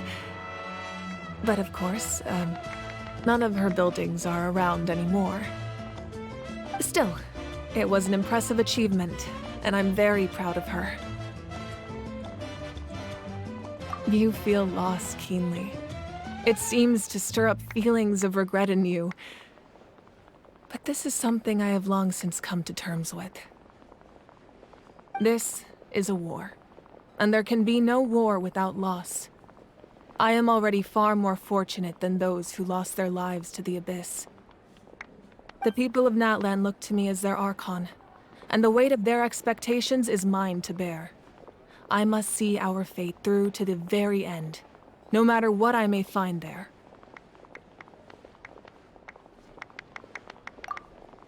Yeah, doesn't that mean the way everything ends has already been written, including your plan? I suppose, but so what? Don't forget, time takes many forms. The past, present, and future coexist, and all are equally important. Even if the future ends in destruction, there's still no reason to give up on the here and now. And it's precisely because we humans cannot know our fate that we will never give up on our struggle. This is a pivotal moment. We are still 2 heroes short. Well, 3 to be precise. There's one further hero who I'm hoping to get on my side, whatever it takes. Your resistance to the corrupting power of the Abyss is truly remarkable. It would easily make you an all-important figure in the upcoming battle. If you agree to join us, you will not only gain my full support in your journey, but I will also forge a brand new ancient name for you. Ancient names can be forged? They can. Several strict conditions must be met, but if they couldn't be forged at all, then the number of them in circulation would have long dwindled to 0. Possessing an ancient name would mean that your adventures in Natlan are recorded in full. Your stories will be remembered by our people for all the years to come. The Ode of Resurrection may have temporarily lost its power, but still, take this as my personal guarantee that I shall never let you fall. Just like in the Night Kingdom, I will be there for you.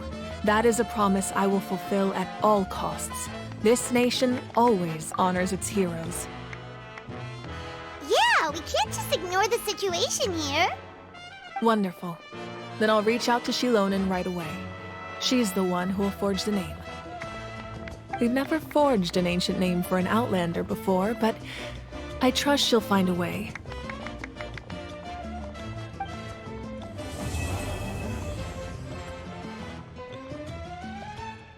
My lord, we've received word that the Pyro Archon has lost much of her power. Although your injury complicates things, this is most certainly the opportune time to seize the Gnosis. Victory and defeat are rules, not outcomes. I have never taken advantage of an opponent in a time of weakness, and I don't intend to start now. As for you, I must confess, I did not expect that little trick of yours to save the day. No matter how dense the fog, as long as the sun remains, we cannot turn day into night. She could have dispelled it. She simply chose not to.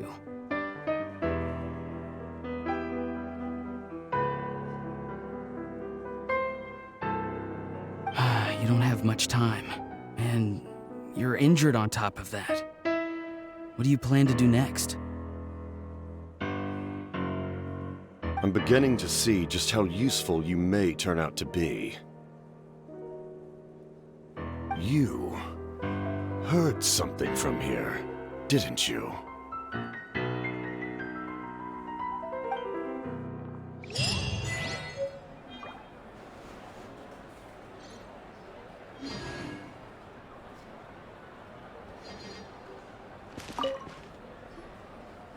Oh, something else you'd like to ask?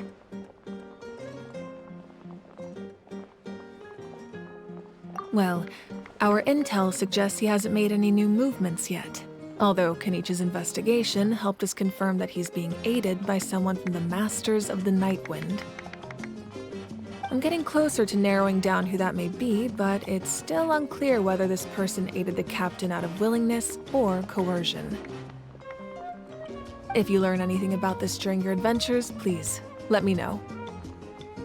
Oh, something else you'd like to ask?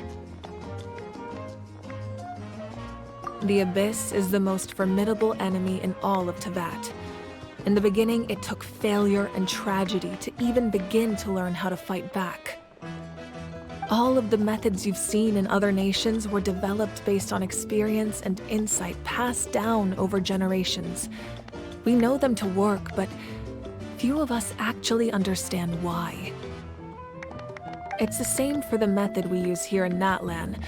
Ever since ancient times, elemental energy has been one of our most reliable weapons against the Abyss. As for the principles behind it, I'm afraid you might have to seek answers from someone older than the position of Pyro Archon itself. Oh, something else you'd like to ask? That also comes down to the long-standing effects of the Abyss. Our people's survival is inextricably tied to the Wyab. But their power has its limits. They cannot offer our people the same degree of protection outside our borders. In fact, people who do decide to leave often suffer from memory loss and emotional issues. Everyone in Natlan understands this. That's why our people never leave without a good cause. Even if someone is left with no choice, the chief of their tribe must seek approval with the Wyab to grant them leave. And the Wyab have always been very strict about granting that approval, since extending protection beyond our borders means consuming power reserved for our fight against the Abyss. Still, there's no need to worry. The Wyab extend their protection to all within Natlan, including visitors from afar. Oh, something else you'd like to ask?